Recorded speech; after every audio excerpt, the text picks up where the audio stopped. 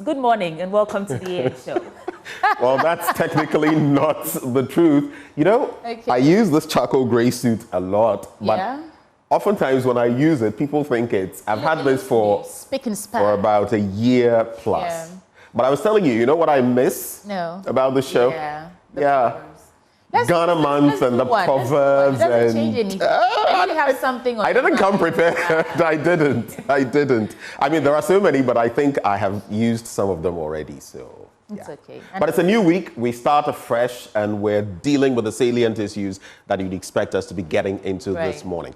So the news will be served shortly with Denisia Poma Ajay. We'll bring you the business updates within the news. After that, it'll be followed by sports, and then, well, did I just say sports? We'll go into the news review. Suleiman Abrahima is Executive Director, Media Foundation for West Africa. He will join us for that, and then we segue into sports. But what do we have for the big stories? And then we get into our big stories. Now, this morning, we have an exclusive interaction with the majority leader and the leader of government business, Honorable Afenyo Markin. You don't want to miss that conversation, as Benjamin will be engaging him on pertinent issues of national concern. Well, from there, the world marks Menstrual Hygiene Day tomorrow, and things aren't looking good for some girls in the southern, northern, and coastal areas of Ghana, as they have had to give themselves up for sex just so they can buy sanitary pads. That's really bad news to greet the coming day. But what can we do to deal with this phenomenon, as revealed by Send Ghana in their latest survey? We delve into those all-important issues. It's heartbreaking. However we can come together and deal with them, let's do so. So, you're invited to join us with your comments and your thoughts on phone or on social media as Joy News on TV. Welcome to the AM show. And Denisia is back, so she's up next with the news. Stay tuned.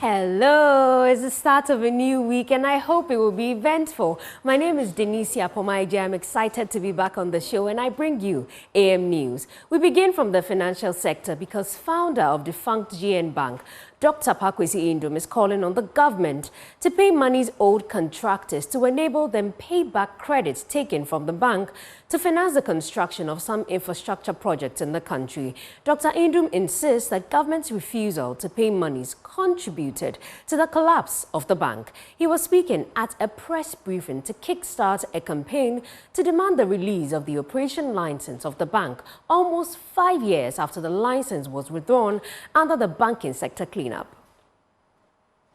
That's not what an investment company does. You don't go and dig a hole in the ground and then when you come, I go and dig it back up and say, here's your 1,000 or 2,000 Ghana cedis. We invest the money. And when you invest the money, it means you give loans.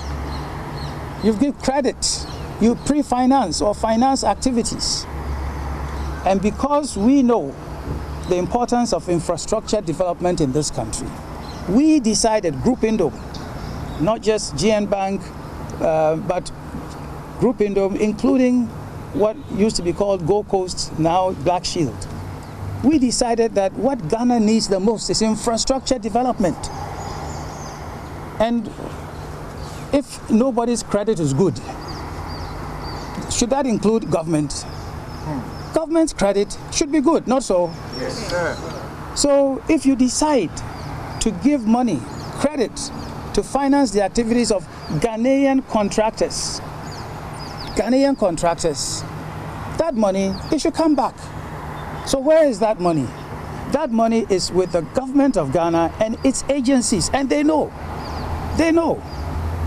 The former finance minister, Ken Oforiatta, knows. The current finance minister, Dr. Amin Adam, he knows. The head of Cocoa Board, we financed cocoa roads. They used to be the safest activity you can engage in. We invested in schools. So many schools that you might see here and there, it is monies from our companies that pre-finance them. You go all over the place. You will find it. Roads, bridges, schools, and so many others. If you go to Discove, it's a sea defense project, and it's been there. That project was started more than 7 years ago. That contractor has spent millions and millions working on that project. Not one peswa has been paid to that contractor. So what used to be about 1.8 billion Ghana cedis, listen to me again. A debt that used to be 1.8 billion Ghana cedis is now more than 7.1 billion Ghana cedis. I'm not talking old Ghana cedis or old cedis. That is real new Ghana cedis. If you convert it into US dollars, it's about $500 million, and it's growing every day with interest. So the government of Ghana and its agencies, if they had paid us even 1/3 of that money to the contractors 6 years ago, there wouldn't be a Gold Coast or Black Shield problem, there wouldn't be a GM Bank problem, there wouldn't be a problem with any of our companies. They should pay the money. So today, what we are asking is we're saying, let them pay the money. If government doesn't have the money, there are arrangements that can be made. We all know what the situation in Ghana, what it is. So let's come up with a payment plan. They pay us, the customers get paid, the bank rises, and other things come. It's as simple as that. Let's now move away from the financial sector. Constituency communication officers of the new Patriotic Party in the Bunu region are up in arms against the Regional Coordinating Council over the alleged auctioned sale of some heavy-duty machines and trucks, some of which they said were beneficial to the district assemblies. Led by the Sunyani East Communications Officer, Abubakar Yakubu, the communicators declared an indefinite strike pending adequate answers and retrieval of some of the machines to end what they described as an action by the RCC to sabotage the party's presidential candidate, Dr. Mahmoud Bawumia. Precious Semewo filed this report from Sunyani. The new Patriotic Party communication officers in the Bono region said several machines, including graders, tipper trucks and road rollers, retrieved from alleged wrongful owners in 2017, have been allegedly auctioned by the Regional Coordinating Council recently. At a press conference in Sunyani, the Sunyani East Communication Officer Abubakar Yakubu said the machines were used to support the work of the district assemblies, including reshaping roads, but attempt to know why they were auctioned from the regional party executives and the RCC yielded unsatisfactory responses, a situation he said is frustrating the defense of the party. He therefore demands some answers within 3 days. We have decided to turn our effort to the Regional Coordinating Council, since they are and have been in charge of the trucks in the region for and on behalf of government. Who authorized the auction of the trucks and why? 2, why did the authorities park the trucks when the assemblies needed them for reshaping and other activities? Who are those the trucks were auctioned to? Is the new Patriotic Party in the region aware of this development? Was the auction advertised in accordance with Auction Sales Act? These are questions, and we shall wait for the answers before we go back to the studios. As communication officers and our people, our members. He said while they wait for answers, they have declared an immediate indefinite strike and will resist any action that affects the electoral fortunes of Dr. Bawumia. From tomorrow, no communicator from the new Patriotic Party would defend the party in the region until 1, the questions are educatedly answered. In 3 days. In 3 days. 3 days. 2, the trucks are retrieved and kept for the assemblies to use. Sure. We shall resist any attempt by anyone within or outside the party that will foster hatred for the party, because we need the trucks for the assemblies to use for reshaping and others to augment the unprecedented life-changing achievements of the government. no matter what anyone does to undermine the victory of the flag bearer, it will fail. Yes. We will protect the party, and we are starting by putting in place mechanisms to making right what has been done wrong. We need the trucks. We have series of activities if they fail to heed to our demand. Precious Semevo, Joy News, Sunyai. Let me now take you to the health sector, where head of the Obstetric and Gynecology Department of the Kolebu Teaching Hospital, Dr. Isaac Osei-Kranton, says he's worried about the increasing number of Ghanaian women opting to give birth through elective cesarean section instead of vaginal delivery. Prince Kudoga has more in the following report read to you. Caesarean birth is the surgical delivery of a baby through a cut or incision made in the birth parent's abdomen and uterus. Healthcare providers use it when they believe it's safer for the birth parent and the baby, or both. Speaking at a health education session organized by the 2023 Greater Accra Region's Best Practicing Midwife Rachel Hesse-Martin, head of the Obstetric and Gynecology Department of Ghana's biggest tertiary health facility, Kolebu Teaching Hospital, Dr. Isaac Osei-Kranton, said he's observed a worrying trend of more Ghanaian women opting for the cesarean section instead of vaginal delivery. Also, a trend is coming up where our women, for some reason, they want to be delivered by cesarean section without going into labor.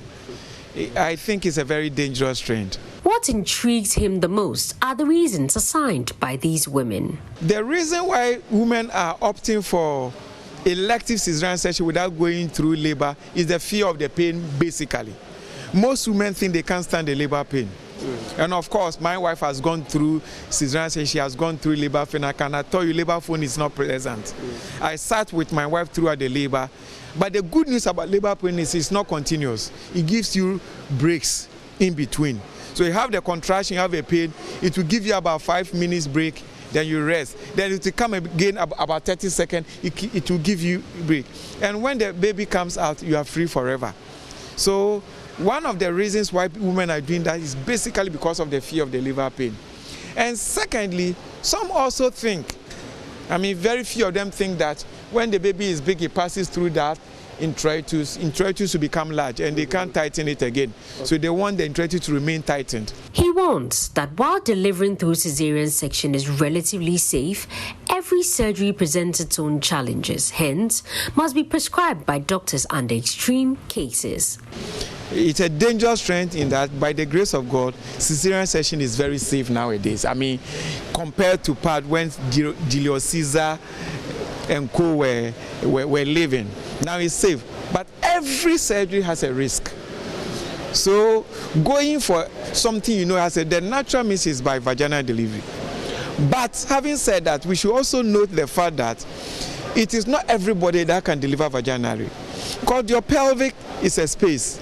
And what is coming through the pelvis should be able to go through the safely. So when there's a reason why the baby's head is bigger than the pelvis, the baby can be there for years, it will never come. It will kill the mother and kill the baby. So in such a case, when the doctors request or advises you to go for cesarean section, don't think that the doctor enjoys holding the knife. The health education session organized by the 2023 Greater Accra Region's Best Practicing Midwife Rachel Hesse-Martin attracted hundreds of women and discussed reproductive and health-related topics such as safe modes of childbirth for women and fibroids.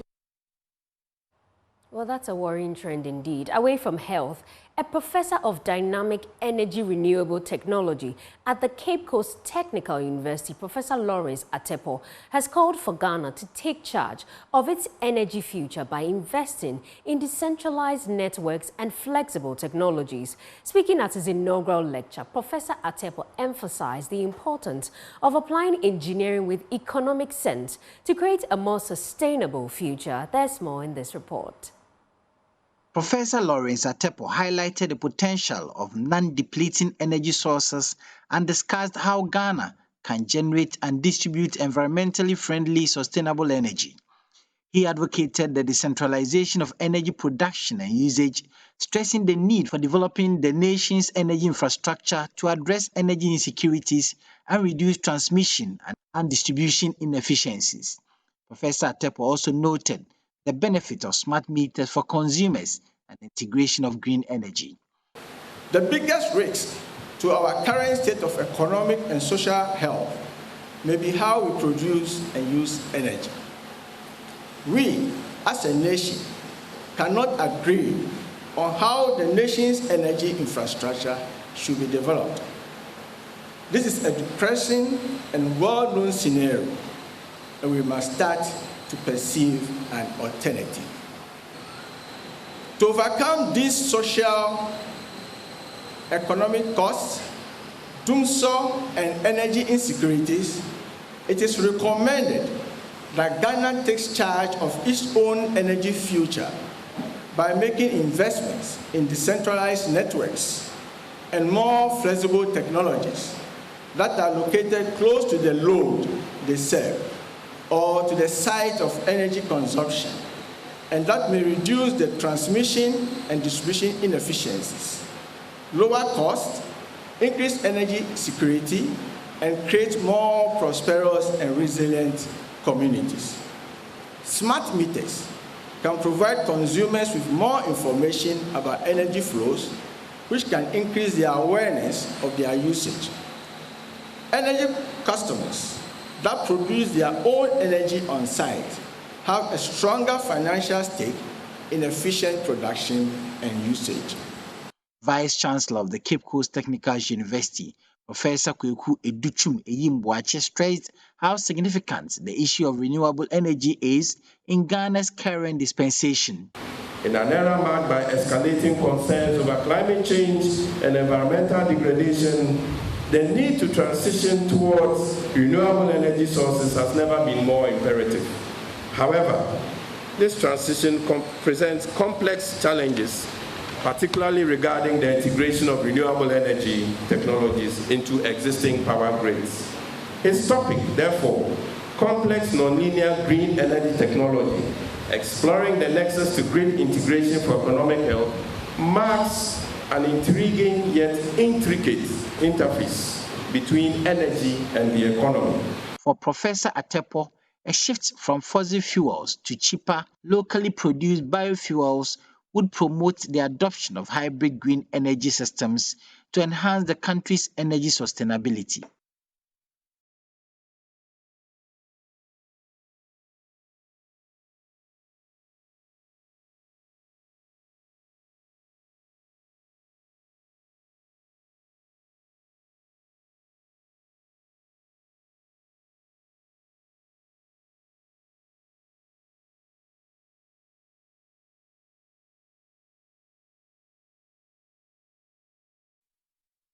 Yes, and up next is the business update with Sweetie Abochi.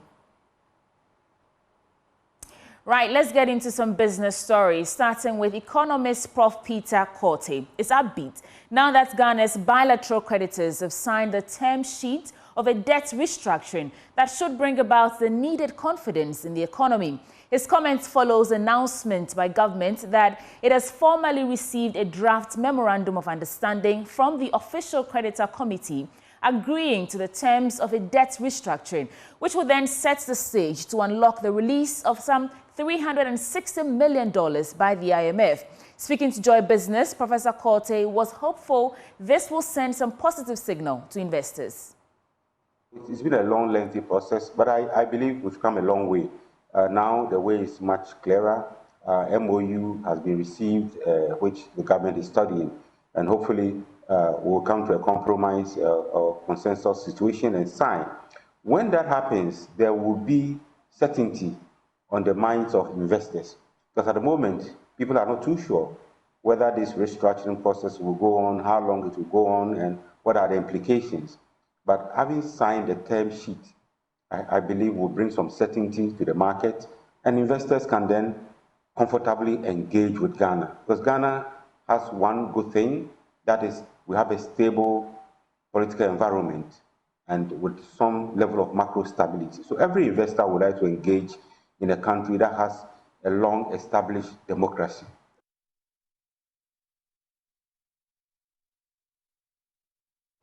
Now, internal auditors in the public sector are seeking for more support to be able to block corrupt practices in the internal agencies.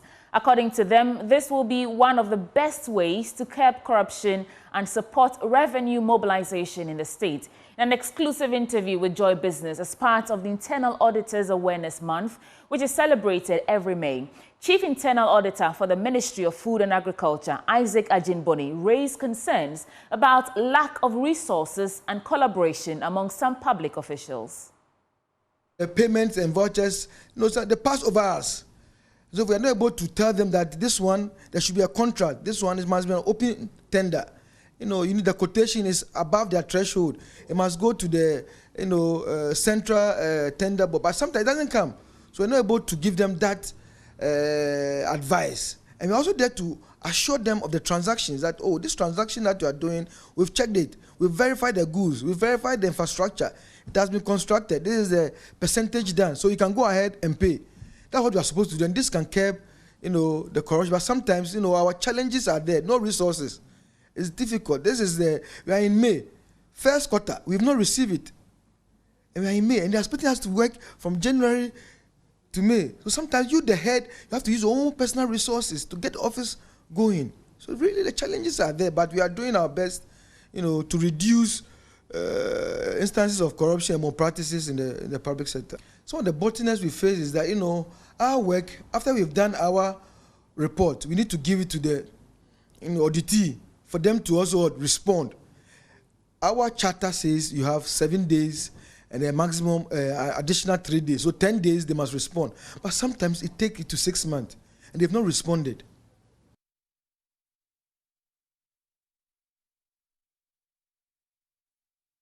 And that's it for business updates. Handing back over to Denicia Poma Ej. Thank you, Sweetie Abochi, for bringing us business updates. And this is how we end AM News. But don't forget that right after the break, we have the news review. We'll be joined by Suleiman Abrahima. He's Executive Director for the Media Foundation for West Africa. My name is Denicia Poma Ej.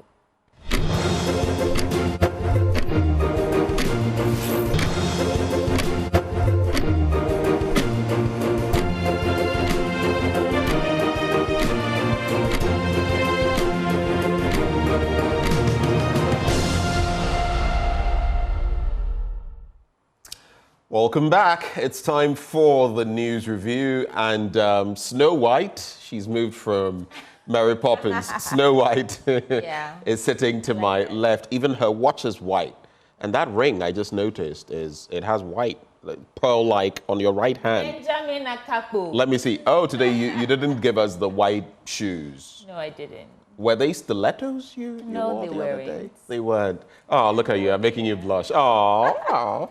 Anyway. But it's good to be back. It's good to be here and get into the issues and have great conversations with you, Benjamin, and our guests. Most definitely. Another week has started. But right before we get into our guest for this review, Endpoint Homeopathic Clinic helping us bring you this segment today, as they always do in the course of the week, and they're offering you prostate screening for free if you're a man. If you're a man, from 35 onwards, you ought to start checking your prostate, especially because people of our ethnic grouping or racial grouping tend to be more prone to prostate disease, which is why you don't want to leave anything to chance if you're a man.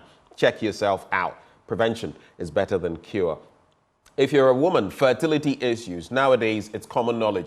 You probably know someone or know someone who has had fibroid-related or fertility-related issues. Now, don't just assume that, oh, I'm a woman, so I'm fertile. Trust me, there could be so many things going on, which is why I am proffering for you Endpoint Homeopathic Clinic this morning for free prostate screening if you're a man, free fertility screening if you're a woman. All you have to do, reach out to them at any of their branches. Here in Accra, at Spintex opposite the Shell signboard, Kumasi, Kronum Abwe here behind the Angel Educational Complex. There's Takra DNRG Estate. There's Tema Community 22, Techiman Hanswa, and Asiaman Zama. You can reach them on 0244 867 068 or 0274 234 321. Endpoint Homeopathic Clinic, the end to chronic disease. But just the start of the news review, and we're joined by, would you like to do as the honor? Yes, today we're joined by Sulemana Brahima, and he's the Executive Director for Media Foundation for West Africa. Sulemana, welcome to the program. How are you feeling this morning? Hello, Mr. Brahima. Good morning. If you can hear us, please unmute so we can hear. Okay. Good morning. And I trust everything is fine. Thank you once again for having me. Great. Well, a new week has started. Before, you know how we do it on the show, would allow you to have a minute and a half to share your thoughts on something pertinent. I've seen you talking about this KPMG thing ad infinitum or ad nauseum. But I just wanted to, sweetie, sneak in this bit, lest I forget. Right. I hear there's a new trend of robbery going. Actually, it's technically not that new. It's been around for a long time, but basically you would have maybe a baby's cot or a basket close to you, wherever you live, and you'd be hearing the sounds of a baby crying, weeping. Don't be tempted to go out. It's a new armed robbery scheme. That's their MO. So you come out, they rush you, and disaster could take place. I'm not saying don't be human, but so per some of what I've seen, someone heard this but was cautious, stayed indoors, and then saw someone come out and then pick the thing and go away in a taxi, someone who was armed. Yeah. So let's all be careful and look out for these nefarious characters who are doing these things. But back to you, Sulemana Brahima. Quick thoughts, and then we can get into the newspapers with Sweetie Abochi starting. Well, thank you very much, Ben. I think that there's a lot to reflect on. Of course, the president did release the KPMG report, the full report. We are being told that it as a result of a meeting with the leadership of Parliament, and it was a precondition, outlined by the minority side for them to even begin to have a listening ear in terms of whether or not KPMG contracts should be renegotiated. And then this whole thing about tax exemptions that the government has been pushing for some time now. But be it as it may, it's good that it's been released. We've all read the report, and obviously what is contained in the full report is far more scandalous than what the president had put out. And so, of course, it gives cause for worry. But what I would say is that between now and elections, Dr. Mahmoud Bawumia and former President Mahama do have a responsibility, and I believe that they have what it takes to let Ghanaians have a feel of what their leadership would be if they were to win power in 2024, in the 2024 elections, and assume the reins of the presidency from January 7, 2025. And I say so because if you take former President Mahama, he's been outlining a number of policies. And for me, critical of all of that is the issue of corruption, because we need money to pursue everything that one would want to do. And so the fight against corruption for me is central to every policy decision that anyone would make. Former President Mahama is the leader of the party. He has 137 members of parliament, which is about half of our parliament. Between now and the end of the year, I think that he has what it takes to be able to whip them to basically align themselves with the policy decisions that he's been espousing. In other words, anything that is contrary to whatever he is, propagating now as things that he would do if he wins power, he should be able to get the parliamentarians to act accordingly. So, for example, tax exemptions. I don't think that the NDC caucus in Parliament should cede or yield to any pressure for tax exemptions to be granted when the poor are being taxed left, right, and center. Issues about corruption, SML renegotiation. I don't think that the minority in Parliament, if indeed they would want to convince us that whatever the leader is talking about in terms of the fight against corruption is real, then they have a responsibility to ensure that SML renegotiation is not done, and all the other things. I believe Vice President Bawumia, as leader of the NPP, also has the same responsibility to give us a taste of what it is, what would it be if he were to be elected president. Right. Between now and December, he should be able to whip his parliamentarians to act in ways that would demonstrate that, well, if Bawumia is in power, these are the kinds of things that we'll be seeing. Right. Well, thank you for those initial thoughts, sweetie. Yes, let's get into the newspapers, starting with the Daily Guide. I'll do some major stories in there, and then we come to you for your reactions. On the front page of the Daily Guide newspaper, Ghanaian lady missing in Nigeria, secret recordings, plea letters exposed. That is the Godfrey Dame Yeboah's case. And Finance Ministry holds engagement with stakeholders. Let's get into the papers now, starting with this ambulance case. Secret recordings, plea letters exposed. And it reads, details have emerged about the circumstances that led to businessman Richard Jakpa surreptitiously recording the Attorney General and Minister for Justice Godfrey Dame in the house of a justice of the Supreme Court in the midst of the unsubstantiated allegations by Jakpa that the Attorney General has impressed on him to implicate Minority Leader Dr. Kasalato Forson. Daily Guide has gathered evidence pointing to how the businessman secretly recorded a conversation between him, the AG, and the Supreme Court judge. The Minority National Democratic Congress is using the said recording as a weapon to pressure the Attorney General into discontinuing the trial of their leader in Parliament. I'm sure we all are abreast with this issue.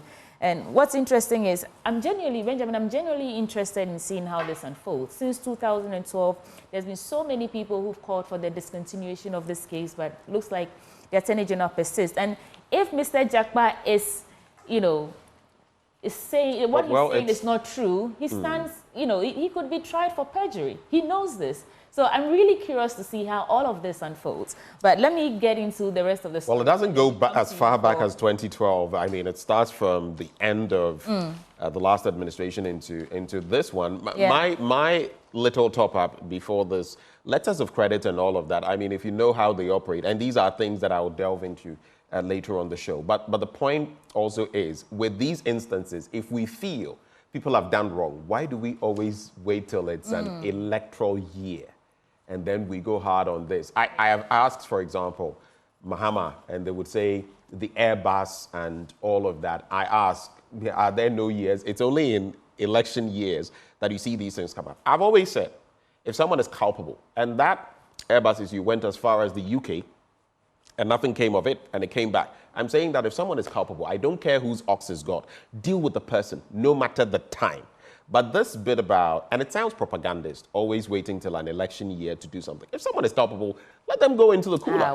It's their own wrongdoing. And if they are not, let's stop being hypocritical and move on. Simple. Anyway, now it looks like they've opened a can of worms. Let's see what comes out, what swims out. Well, so, Pandora's box. Pandora's box. On page 6 of the Daily Guide, Ghanaian lady missing in Nigeria. Breaking the 8 is possible, according to Bawumia. I want to do the story because it sounds interesting. A Ghanaian lady, Abigail Afiba Tando, has been declared missing in Nigeria while on a visit with a female friend. The young woman's mysterious disappearance has compelled the Nigerian police force to launch a search for her. According to reports, Abigail Afiba Tando went to Nigeria with a friend, Celine Indiodim, who is from Nigeria. There's strong suspicion that Afiba has been abducted in the commercial city of Aba, Abia State, Nigeria. Abigail Tando, whose passport number is G39078849, traveled to Celine Indiodim in Nigeria to attend a friend's wedding. Now, the wedding ceremony was reportedly put off, and the Ghanaian lady decided to engage in other businesses. But so far, one suspect has been arrested, Andrew Amechi Ochipo, who's a 52-year-old British Nigerian, and has been apprehended and is helping the police in an investigation. Be careful out there when you're traveling. Deputy Minister inspects drainage systems. Financial sector reforms laudable. One dead, KK Fosu, blessed suffer broken legs in car crash. We saw Lil Wayne over the weekend involved in some accidents over there. We hope he's okay. And First National Bank trains traders on management skills. Stephen Ntim appointed NPA board chairman. These are the stories in the Daily Guide newspaper. Let me come to you. Okay, so let me add this one. Hajj airlift starts tomorrow.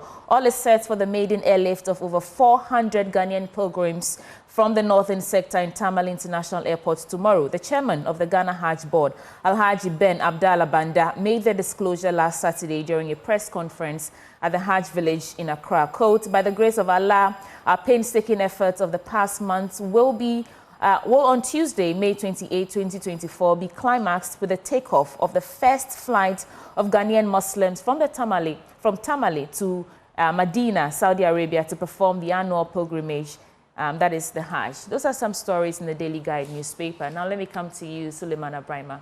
What are your thoughts? Well, for our brothers and sisters who would be embarking on Hajj this year, we wish them well. May their prayers be accepted and be rewarded for all their efforts. Right. I think the major story for me is the development around the let me say the controversy around the AG and whether or not there have been some recordings as alleged by the second or third accused person, the businessman, Mr. Japa. I think if it turns out that it is true, that would be a very, very significant indictment on the AG. And I think it would have a very significant toll on his credibility. Of course, I've also read the statement that was issued and signed by the Deputy AG, discounting the claims that were made, and now telling us that actually it was the minority leader who has been engaging with the AG for plea bargain and for the discontinuance of the case and so on. My question has been, why are we now being told what the minority leader is alleged to be engaged in terms of plea bargain or engaging with the AG for the matter to be discontinued? And for me, that is not even surprising, because if indeed the minority leader has been engaging, so what?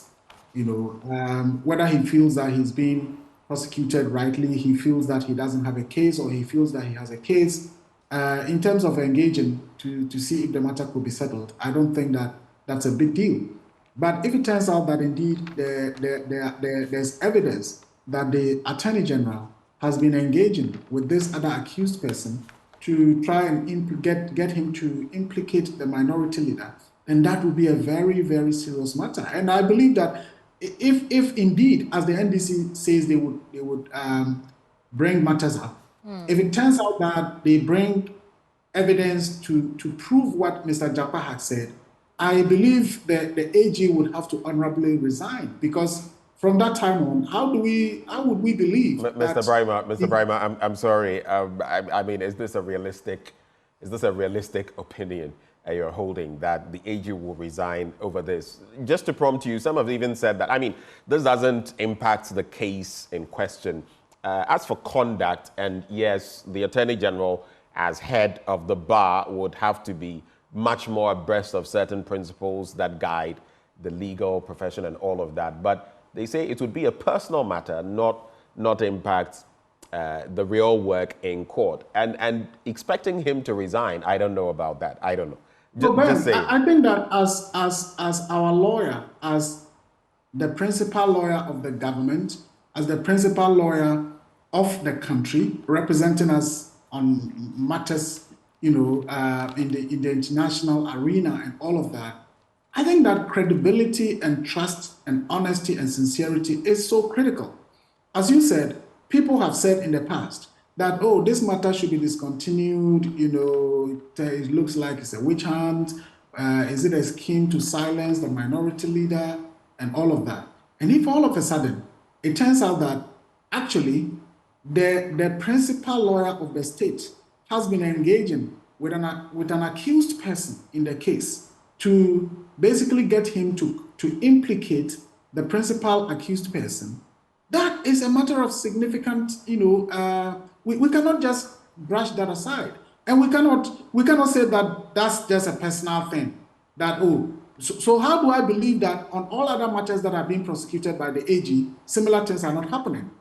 And I think that in a jurisdiction where issues of ethics, issues of moral values, issues of integrity are held up so high, this would certainly be a matter that when it's revealed and the evidence indeed points to that, a minister would have to step down.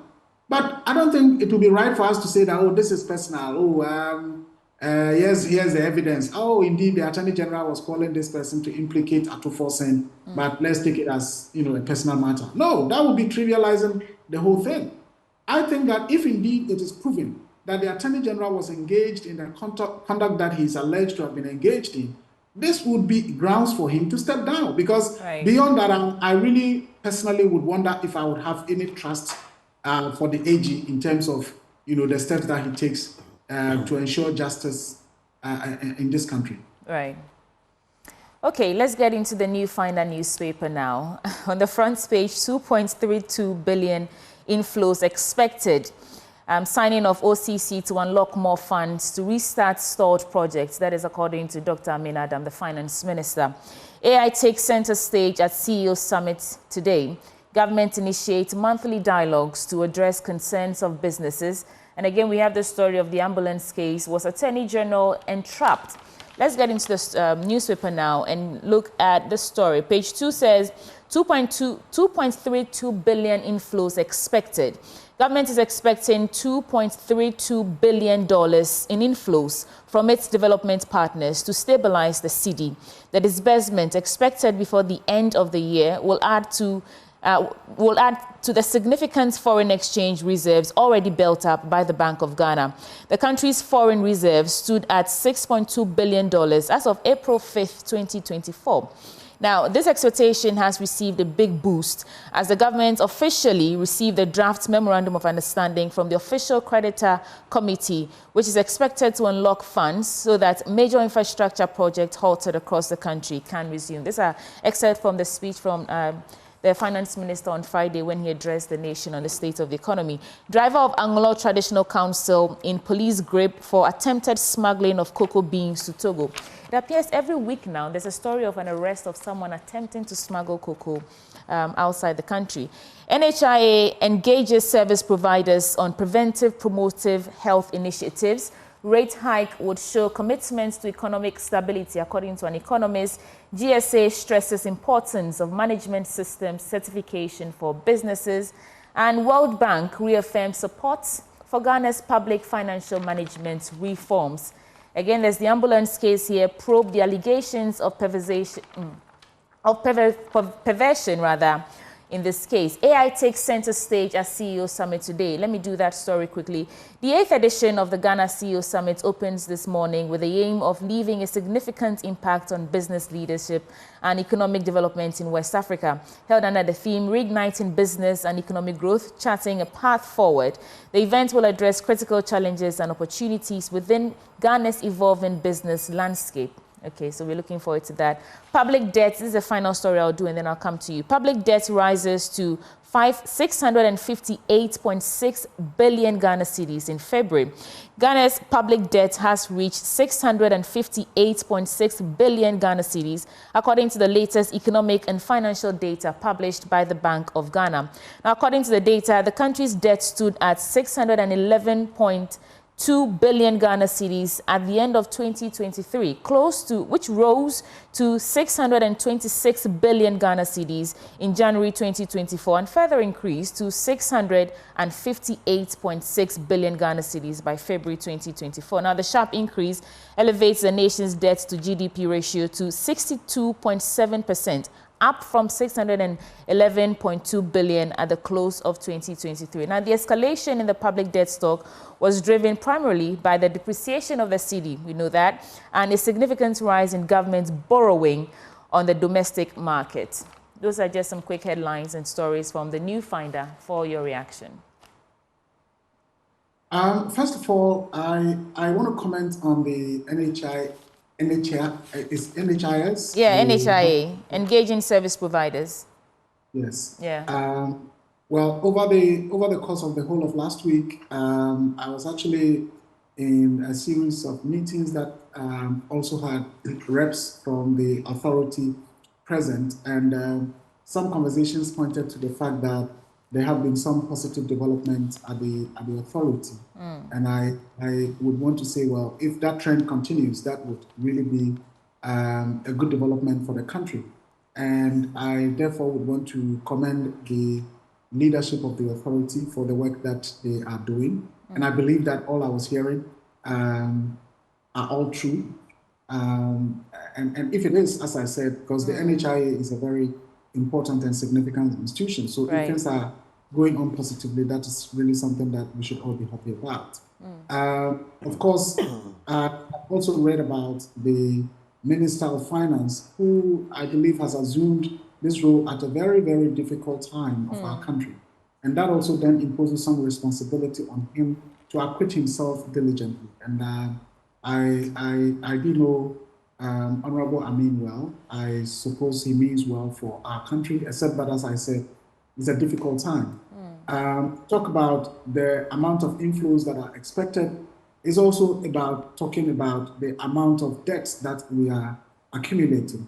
And that is why, for me, it's gratifying that the same newspaper is talking about how much is expected to flow in and how much our debt has increased.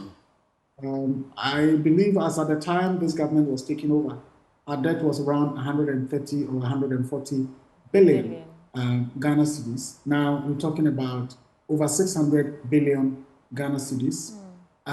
What for me is critical is about the future of this country. And we are running the country as though there is no future.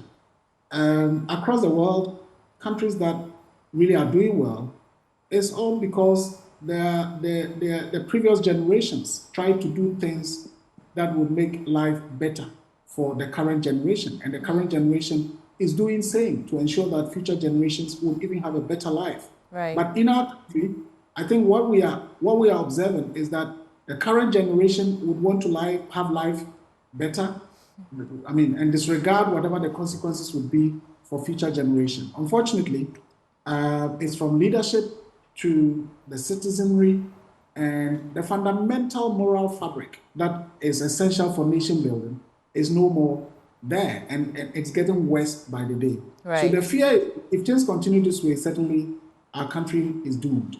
And we all have a role to play. Let's do what we can. Let's do what we can. On that note, I'm handing over to Benjamin Akaku. What papers do you have? Well, I have the Daily Graphic newspaper, and I also do have the Ghanaian Publisher newspaper. So let me start with the Daily Graphic. I have some messages here that I would read, but I'm seeking some consent before I mention names. Anyway, so we will stabilize CD, Finance Minister assures nation. And he's been talking about that with that, presser interaction that he had. Church of Pentecost calls for drastic measures to curb galamsey. GCB celebrates Asante Hene. And Graphic National Development Dialogue Series. Experts speak on quality health tomorrow. On the back page, Mukwala's brace sinks hearts. What is happening to Krobia Kumasi Asante Kotoko and the never say die people? It appears the bones are rotting. I know some people will not like me, but both Kotoko and Hearts, Charlie. There's also Aduana topple nations with 1-0 win. Let me see where Kotoko and Hearts are today. Hearts Evoke in 15th spot. Where's Kotoko? Kotoko in 9th spot. Okay, they've gone up by a little, but a far cry from the dominance that we used to see. But interesting times, across the board. After all, we've seen Bayer Leverkusen do the unthinkable in the German Bundesliga, among others. But let me get into the main stories. The government has announced that it is intensifying the gold for oil and gold for reserves programs and fast-tracking fiscal consolidation processes within the economy among a raft of measures intended to stabilize the Ghana cedi. Other interventions intended to shore up the local currency, which has depreciated by 14% against the US dollar this year alone, include the government's expected receipt of a combined $2.3 billion from its development partners. Addressing the media in Accra last Friday at the monthly economic update series, the Minister of Finance, Dr. Mohamed Amin Adam, said, but for the recent pressures, the local currency had been largely stable, with the depreciation of the cedi against the US dollar halving from 54.2% at the end of November 2022 to 27.8% at the end of December 2023. 2023. But there are some interesting things to take stock of. Ghana's public debt has hit 658.6 billion Ghana cedis.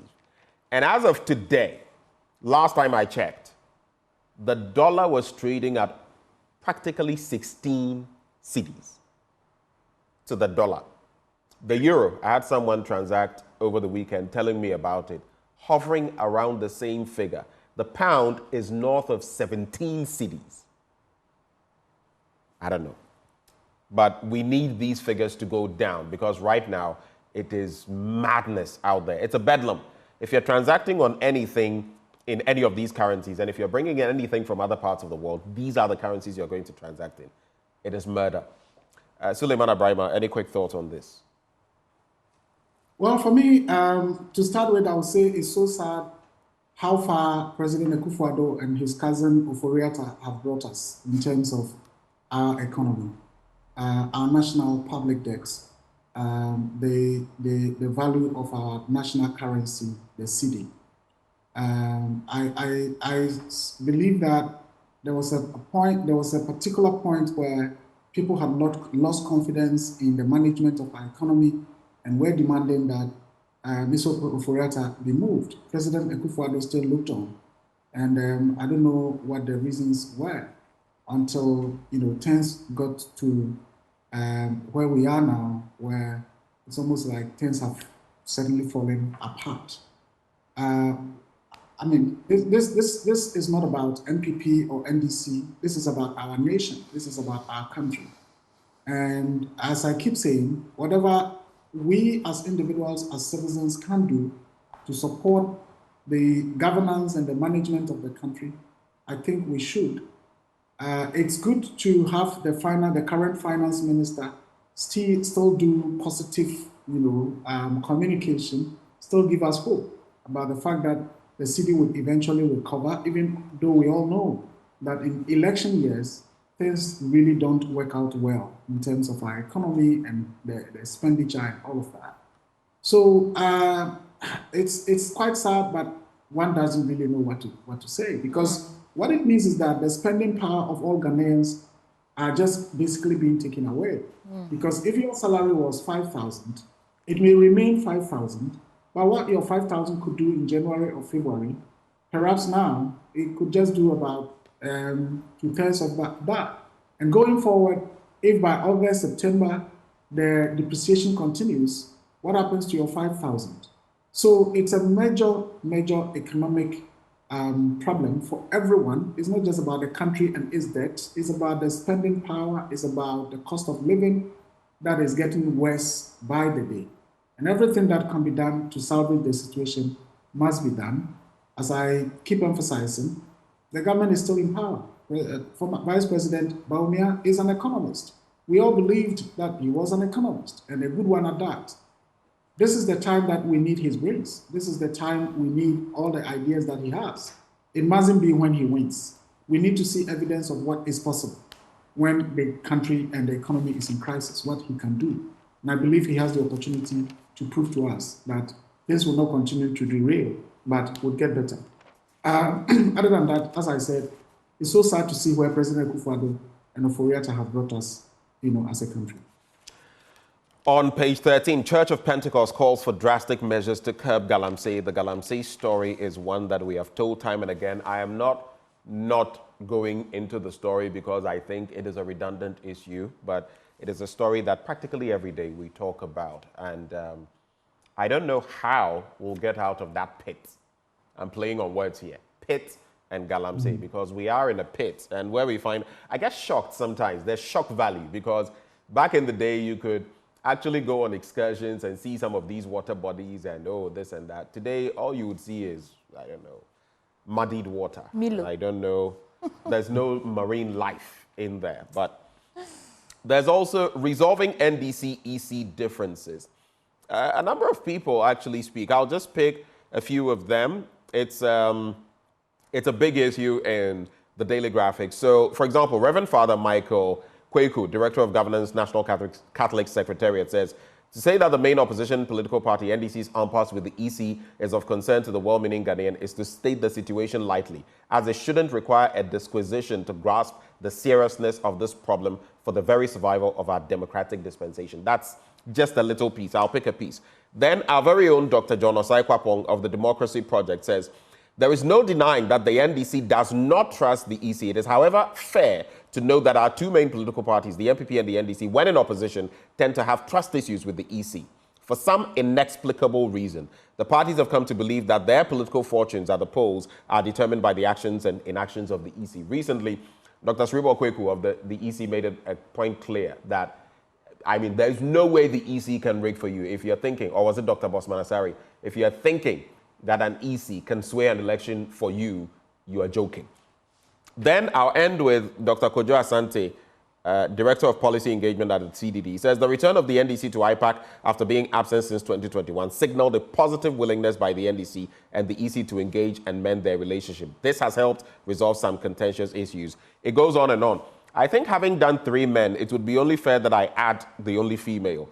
Caroline Cobb is a student, and she says, the end goal for an election of any developing economy is to satisfy the threefold elements of free, fair, transparent elections through all matters relating to the conduct of public elections. And she also goes on and on. She's basically saying, let those principles stand. And I'll just, since I've just done that story, on the international front, EFF's final rally draws thousands. Pictured there, Julius Malema, leader of the EFF. Kenyan police advance team leaves Haiti, and Sunak, I'm talking about British PM, Rishi Sunak promises mandatory national service for 18-year-olds. Actually shared what he shared on LinkedIn. Some interesting thoughts in there about how to get the youth involved and, you know, prepare them for tomorrow, or in fact, today, because the future is today. Quick thoughts? Well, Ben, the starting point, Galamsey, of course, is a development that has been ongoing. It's quite easy to say, well, I mean, it's a lost battle, so let's forget about it. But we cannot, because it's about environment, it's about our future, and it's about our livelihoods. I think that the Galamsey crisis has been as it has been now because of this whole thing about, look, if the leaders who are entrusted with power don't appear to care about the future of the country and everyone is grabbing for themselves, if I'm also a young person out there and I can go into Galamsey and also make some money, why do I have to care about, you know, the consequences on the environment? And so it comes down to this whole question about a country where people don't care about the future anymore. It's about what they need now. And from the topmost person to the person at the bottom, everyone is struggling to grab whatever they can grab. And if you talk to people today, that appears to be the narrative that, well, you are not the only one who will make Ghana what it should be. Everyone is trying to do what they can do to get their share of the pie. So why are you, you know, always behaving as if you alone can make Ghana what it should be? I think there are still good people, significant number of good people in our country. We cannot just look up to leadership to do what is right. We as citizens must also do what is right. The Galamsey fight must continue, and we all must contribute to its success. Right. EC and NDC, the fact is that under Charlotte Osei, the MPP in opposition did everything to paint the EC as though it was some devilish organization. The NDC in opposition now has also been raising concerns about the activities of the EC. And I think the president has made it worse by appointing well-known partisan people onto the commission.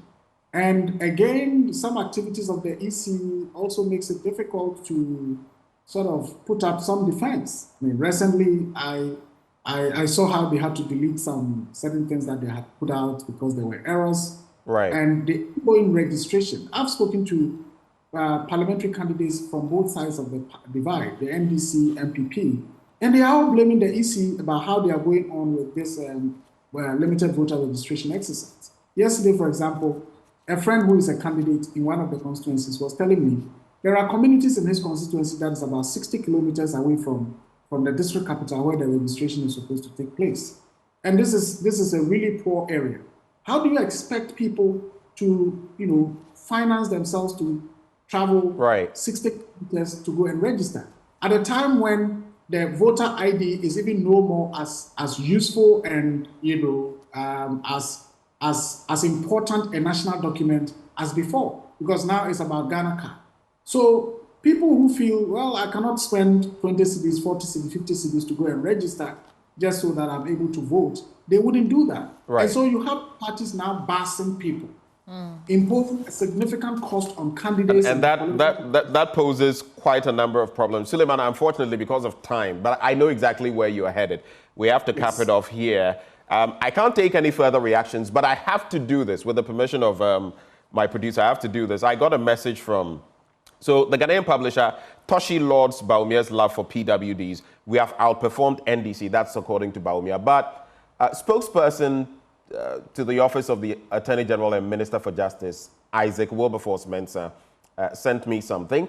He says it's also something he said yesterday. I listened partly, so I can't. But he says it's something he said on the probe yesterday. He's just drawing our attention to the fact that under Act 1079, which is the Plea Bargaining Act, there is nothing wrong with the AG meeting an accused. In fact, that is the purpose of the law, for the parties to meet to reach agreement. The AG only met him personally when Richard Jakpa had sacked his lawyer, Thomas Orben. He adds he has sacked, that is, Jakpa has sacked lawyers about 2 or 3 times already. And then he also mentions the purpose of the act is for the parties to meet. So there is no scandal. The fact that the accused secretly recorded a meeting that he himself had called for at his own cousin's house is the scandal. I'm just reading that to be fair to both parties. I don't think the essence is thinking that this is not legal. It's about some other things that have been suggested. But thanks, Mr. Wilberforce, for sending in the message. I guess it's in response to something you said, Suleimana, but maybe we'll have time to delve into that at some other point. Suleimana Brahima, thank you for joining us. Thank you very much for having me. Have a great day. He is Executive Director, Media Foundation for West Africa. We cap it off with Endpoint Homeopathic Clinic, helping us bring you this segment every weekday. They are offering you prostate screening for free, fertility screening for free if you're a woman. Reach out to them at any of their branches here in Accra at Spintex, opposite the Shell signboard, Kumasi, Kronoma, Abuahi, and behind the Angel Educational Complex. There's Takrady Energy State, Tema Community 22, Tichiman Hansua, and the Siaman Zima. You can reach them on 0244 867 068 or 0274 234 321. Endpoint Homeopathic Clinic, the end to chronic disease. As we go into sports, I'd like to celebrate Manchester United for winning the FA Cup. But I'm just thinking about it. Arsenal placed second. They didn't win a trophy. Barcelona also placed second. Almost so trophyless. Charlie. Anyway, sports is up next. Are you keeping your...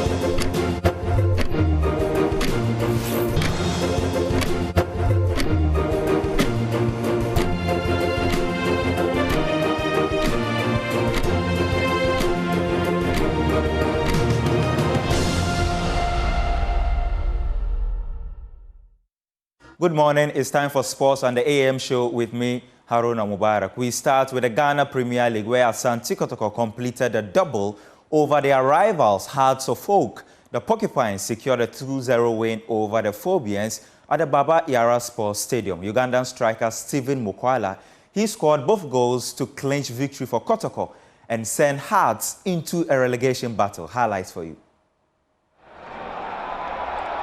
Here is Mukwala, chance for Asante Kotoko, Mukwala! Asante Kotoko in the lead, 8 minutes into the game, and guess who?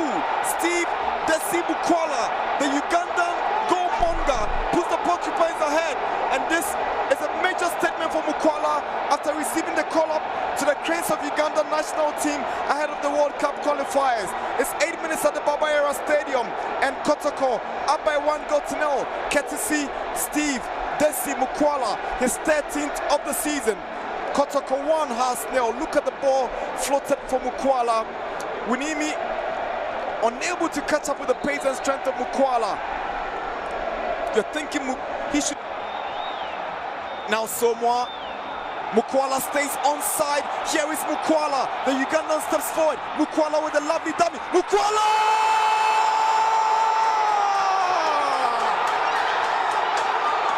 Steve Desi Mukwala. 2 touches. He checks backs and look at him. Shoots it to the near corner. Brilliant goal for Mukwala.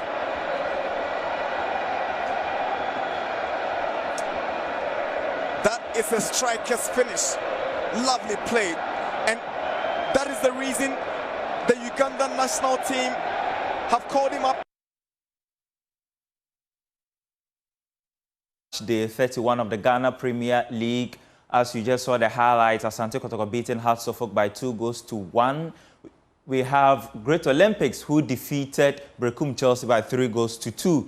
BBN Gold Stars, they also beat Dreams FC by 2-1. Bofokotano, they sat at home and lost 2-0 to Midiama. Now, Red Tamale United, they also secured a 1-0 win over Legon Cities. And Hearts of Lions, under head coach Bashiru Hayford, they beat league leaders Samatex by 2-0. Let's look at the standings. The first half of the table, we have Samatex. They need just a win to clinch the Ghana Premier League title. They are on top. Aduana Stars follow Midiama, Nations FC, Accra Lions, Nswathreman, Bechem United, Brekum Chelsea, and Asante Kotoko. The win sends them to the 9th position on the league log. Let's look at the bottom half of the table, where is Accra Hearts of Oak. They are somewhere around the relegation zone.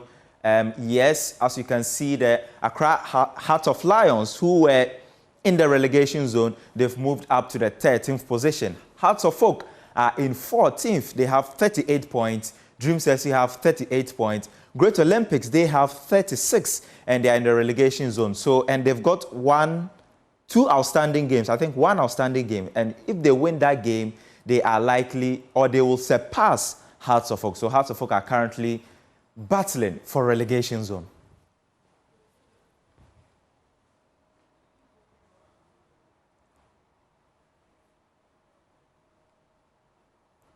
Away from the Ghana Premier League, the Ghana Football Association says it has accepted Lai Kingston's resignation as Black Starlets head coach. Now, the former Ghana international stepped down from his role on Saturday after Ghana under-17 team failed to reach the final of the ongoing WAFU Zone B Cup of Nations. They lost 2-1 to Burkina Faso. Away from Ajevi, pushes it forward. One-on-one situation. Ama comes in to salvage the stage, but this could be it for Burkina Faso. They are in the lead, allowing Burkina Faso's Tapsoba Asharaf to get the opening goal of the evening. But not powerful. Naughty drives it through into the 18-yard box. The flag stays down. Opportunities coming the way of Ghana. Chivanyo twisting and turning. That's Nabi. Oh! Oh! What a goal! What a goal! Inch perfect cross on balls there by Norte. Controlled beautifully as Captain Chivanyo turned, laid on the pass and brought it from behind. And look! Faso intention is to win most of the 50-50 balls, and they allow the player to go through them. Michael has been beaten again. It's a brace for Asharaf. A brace for Asharaf Tapsoba. I know Ghanaians know me as a player. Ghanaians know the work and everything that I gave to this country as a player. I gave my all, and I will continue doing that. I have everything I want to do for this country. I give my all as a player. But at the end, I wasn't happy as a player. I focus more on my coaching career, educate myself well, to make sure I come back and change the narrative. The investment I put in myself, all because I want to change something in Ghana football. And for me, for these 6-7 months, I've given my all. I've done my part as a technical person, as a coach. I've done my part for that. And after we came back from Russia, that's when I decided either we win, we qualify, I'm moving on. So in this case, I'm resigning. After this tournament, I'm resigning as under 17 coach. I've made that decision already before this tournament starts. The explanation will come out later.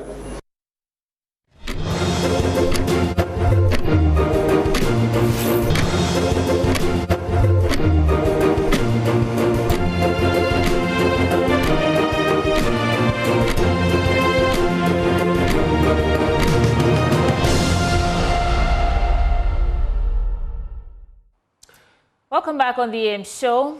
Let's start our conversations with how the weather is going. These days, it's been surprising. You know, sometimes you come in here and it just rains. And yeah, I mean, it doesn't rain. It pours. It pours, Benjamin. Was it Sunday transitioning into Saturday transitioning into Sunday or something? I mean, the night, the morning. I mean, it just takes you 12 hours straight. Wow. Yeah. And you know, in this country, in some places, if it rains for 2 minutes.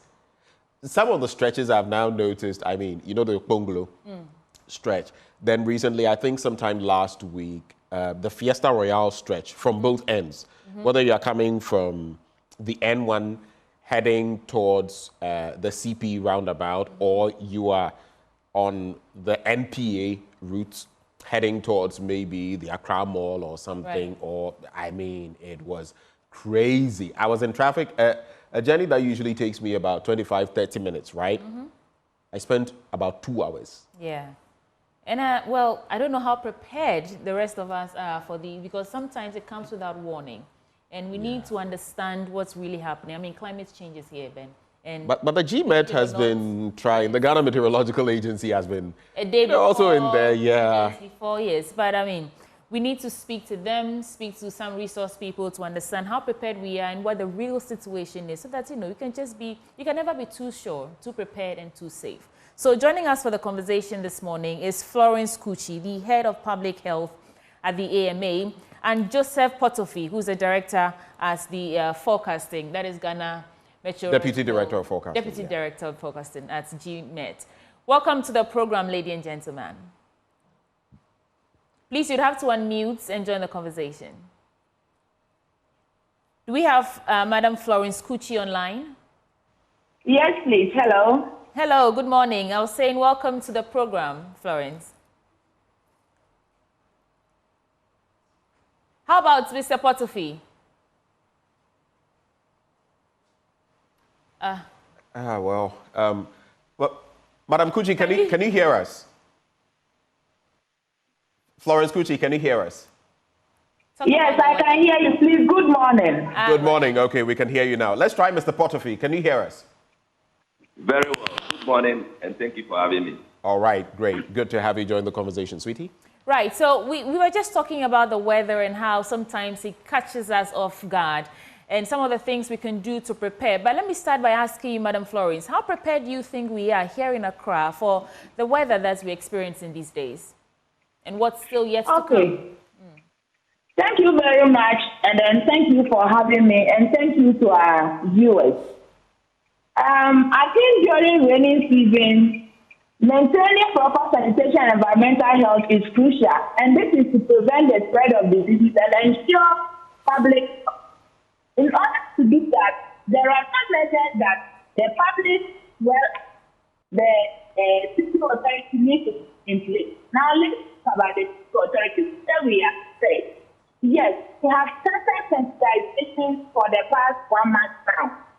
We are taking the public on some measures that they are supposed to put in place because sanitation. I'm sorry, Madam Florence, did you say you've been doing... I lost you there for a second. Yes, I said we are doing sensitization, flood management sensitization. Right. Yes. So what I noticed, Florence, I think you're talking about flood management and all that, but the connection is not so good. I don't know whether it's the network, but if you could just move a little, reposition yourself so that we can hear you better, because we're hearing what you're saying. Is it okay? It's better. Yeah, it's better. It's better now. Yes. Yes, please go ahead. Okay. So as an assembly, we know that every year between May, September, we have rain. And we always want to ensure that our stakeholders, that is the public we are working with, are safe. So we started flood management sensitization since last month. And then we are also carrying out some cleanup exercises. We are defiltering drains around hotspot areas. We have mapped up all our hotspot areas, and we have identified some safe areas too, so that in case any eventuality happens, we can have people being safe and they are not caught up in it. So these are some of the things Accra Metropolitan Assembly is putting in place as a city authority. These exercises that you talked about, the flood management exercises, are they to preempt and prevent disaster or to manage disaster after? And where in Accra have you been going to talk to people about these activities? In fact, Accra Metropolitan Assembly covers 3 sub-metros, and I know our sister assemblies are also doing the same thing, because this is being negotiated by the Garrett project. And there is a window that is supposed to deal with sensitization, flood management. Right. And we know they are constructing drains as well. So hotspot areas are being mapped, for instance, in the Metropolitan Assembly. We are doing sensitization around the first light enclave. We are doing sensitization around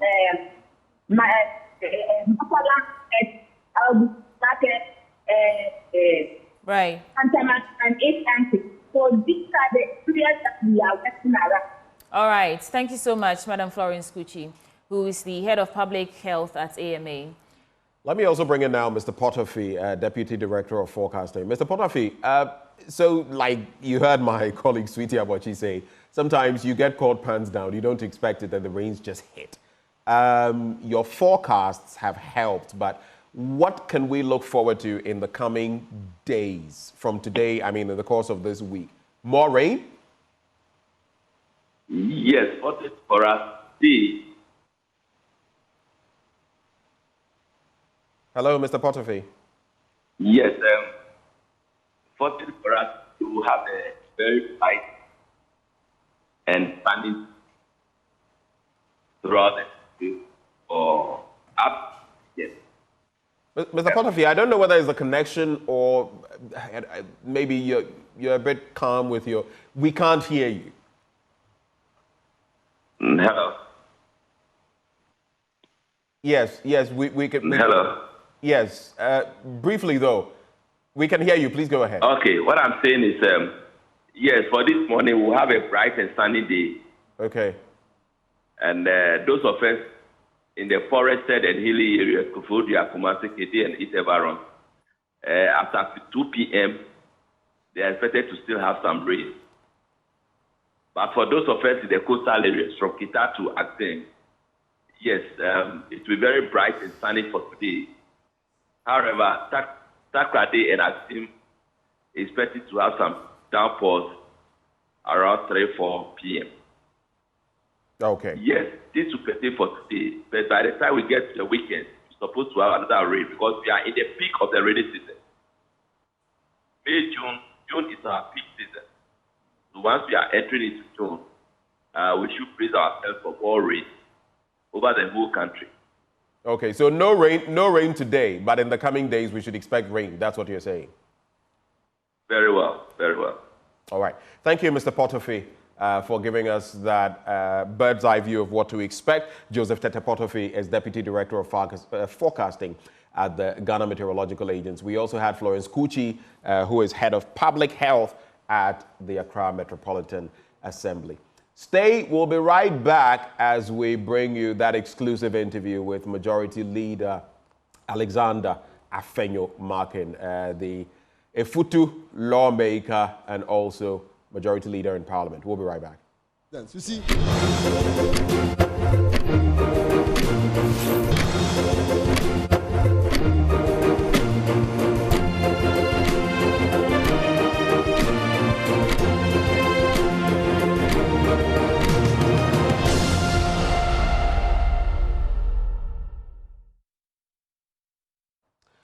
Welcome back on the AM show. And of course, we get into that big interview, that big interaction with our guest this morning. He is legislator for the Afutu constituency in the Central Region. He also is majority leader in Parliament. And guess what? I found out, a little bird whispered to me, it's not coincidence that he's decked in his, is it azure or baby blue jacket this morning. Today happens to be his birthday. Happy birthday. Thank you. Efishiapa. Thank you. It's it's interesting that we've been able to pull you, draw you out of your home on your birthday. Well, Thank you for celebrating it with us. I give my word to your producer, and it's important to honor him. So Great. it's okay. Great. Thank you for doing us the honors. So let's get right down to it. You've been majority leader for a few months now. It's I remember when you had your first, you spoke on this and you spoke about your path, how you had got here, even to become a Futu legislator, and then how things had been orchestrated and pivoted you to this point. But how do you feel as majority leader so far? And in terms of your caucus, how do you feel you're faring in Parliament? Well, we're doing fairly well. A sense of fulfillment. And I enjoy that bit of leadership where you have to engage the more. The posture of banter, has given way to engagement. So you would have to manage your own side and engage the other side and look for solutions that would help with the governance of the House. Because your job as a majority leader is to ensure that government business goes through. You wouldn't want a rank-cross House. But of course, it's a political turf. You cannot also avoid the banter. It's a political turf. So when you have to get tough, you have to get tough. Right. Where you have to lay back and do the diplomacy, you have to do it. So there's you not must find that one balance. fit for all strategy. You must always look at the situation and know what to do. So it's okay so far. I'm sure we continue to pray for God's wisdom and guidance to carry through, because it's not an easy time to be a leader. You have a majority of one. So if one person is off, you are in trouble. And Ejisu gave you that. Yeah, that after additional 20th March, when I wrote a memo to Mr. Speaker, and our friends on the other side decided not to come, I was really left with no option, because if when you say they decided not to come, at a point they came for No, I'm talking about, we had a two-stage thing. After the adjournment synod, right, I wrote a memo to Speaker to invoke his own mandate or power to recall Parliament. But I'm saying that because I didn't have my 138, my colleagues decided not to come.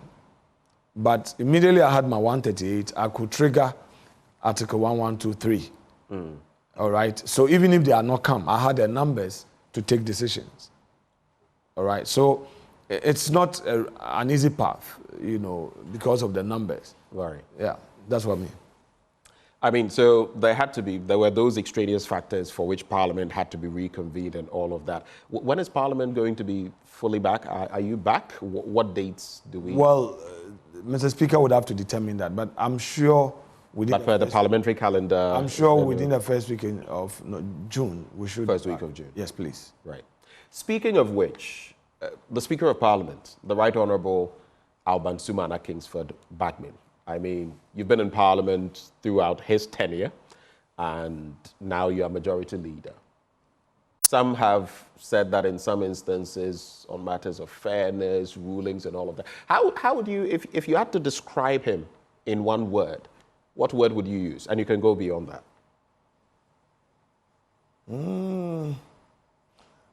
I don't think you want us to discuss, Mr. Speaker. Oh, I'm just saying. I mean, recently, for example, there was a bit of a tussle. Would he, recall Parliament? Would he not recall Parliament? Would you? But some have also said, this is the first time, I'm preaching to the choir here, this is the first time we've had, at least in this Fourth Republic, and as long as I remember, a speaker from the other side. I've never seen this much, maybe rancor, apart from within the Liman era when the finance, the budget was put forward. So some have also said, well, how would you place him? I don't think you want us to discuss speaker, but he's doing his work. He's doing his bit. Yes, and so far we've been working. Anyway, in terms of government business, though, recently you got your ministerial appointees and deputy ministerial appointees through. How is it going? The president charged the new appointees, do your best. You have 7 months, but do your best.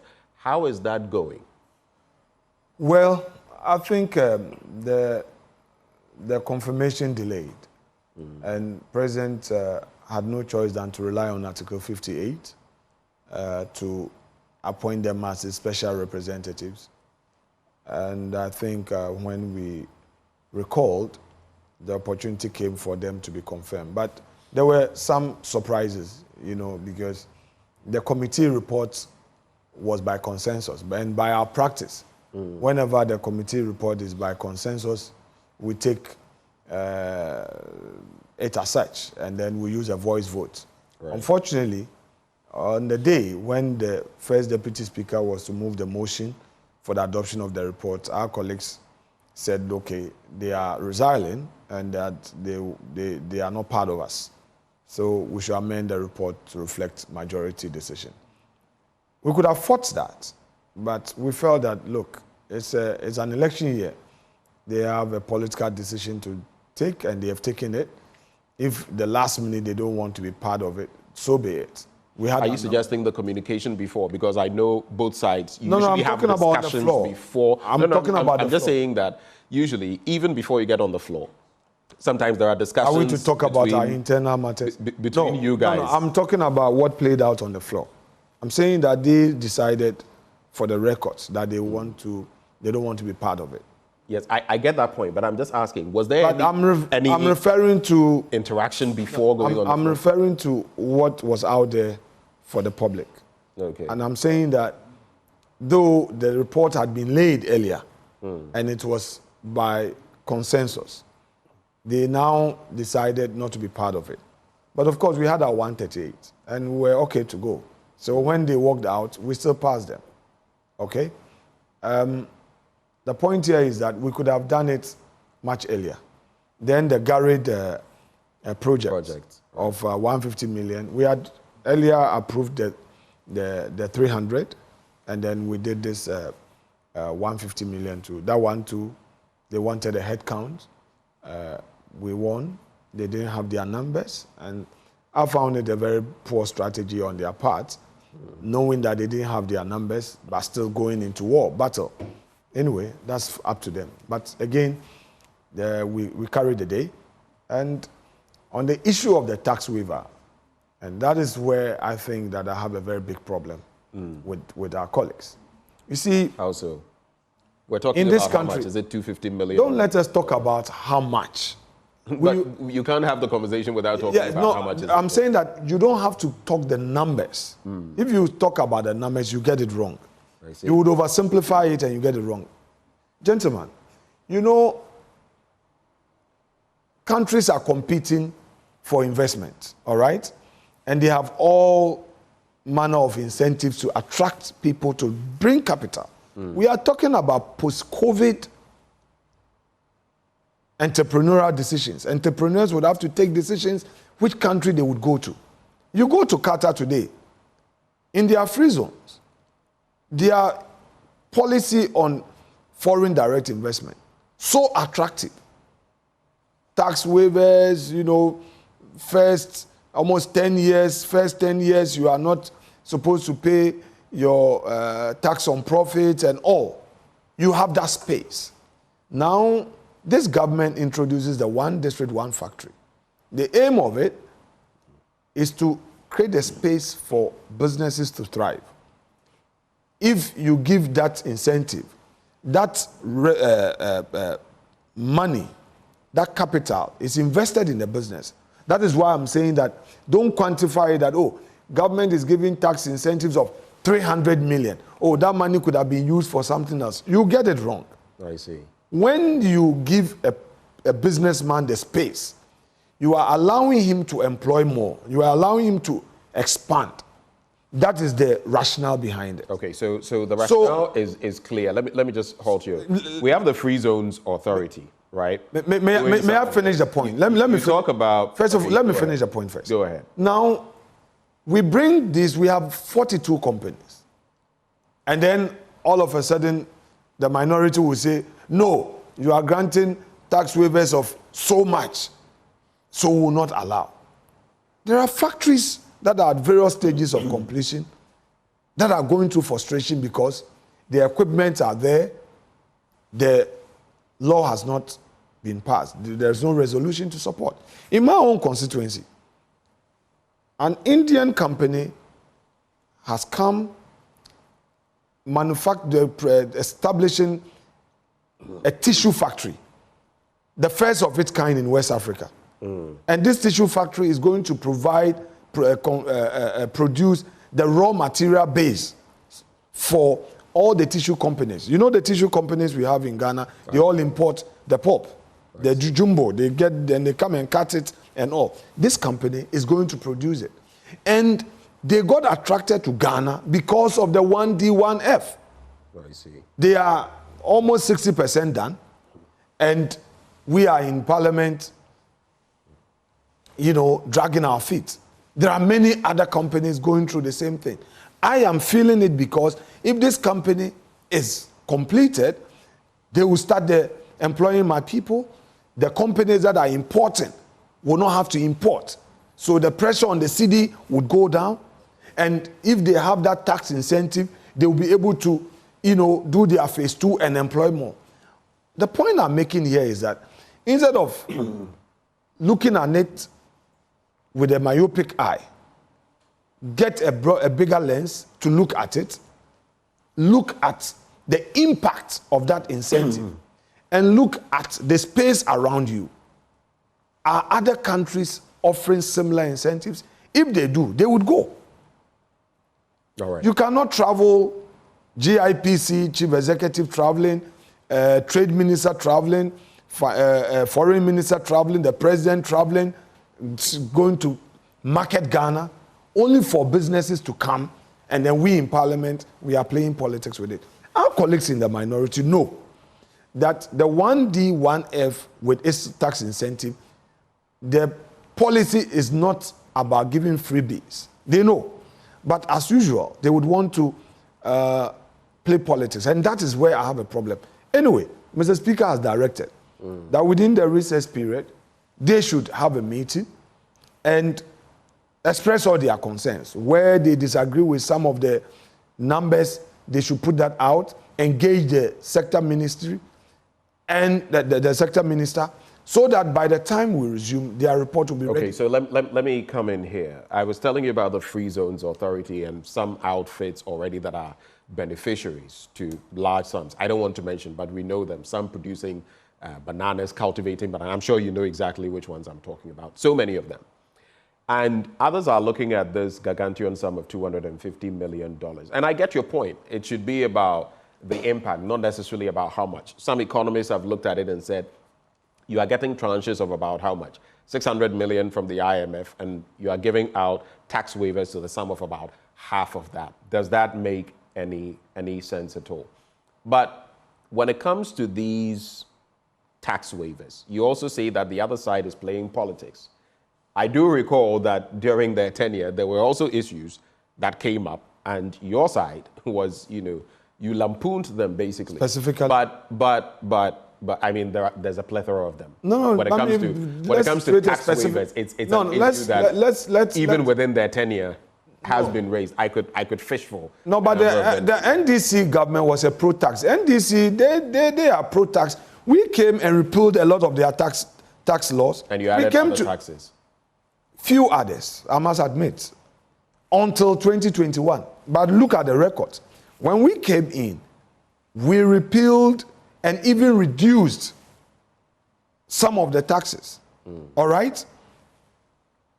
And people were even wondering, how come you are repealing some tax laws, you are giving incentives, and at the same time, you are implementing social intervention programs like the free SHS? Right. All right? So we are not a pro-tax government. We don't believe in taxation. We believe in giving space to the private sector to thrive.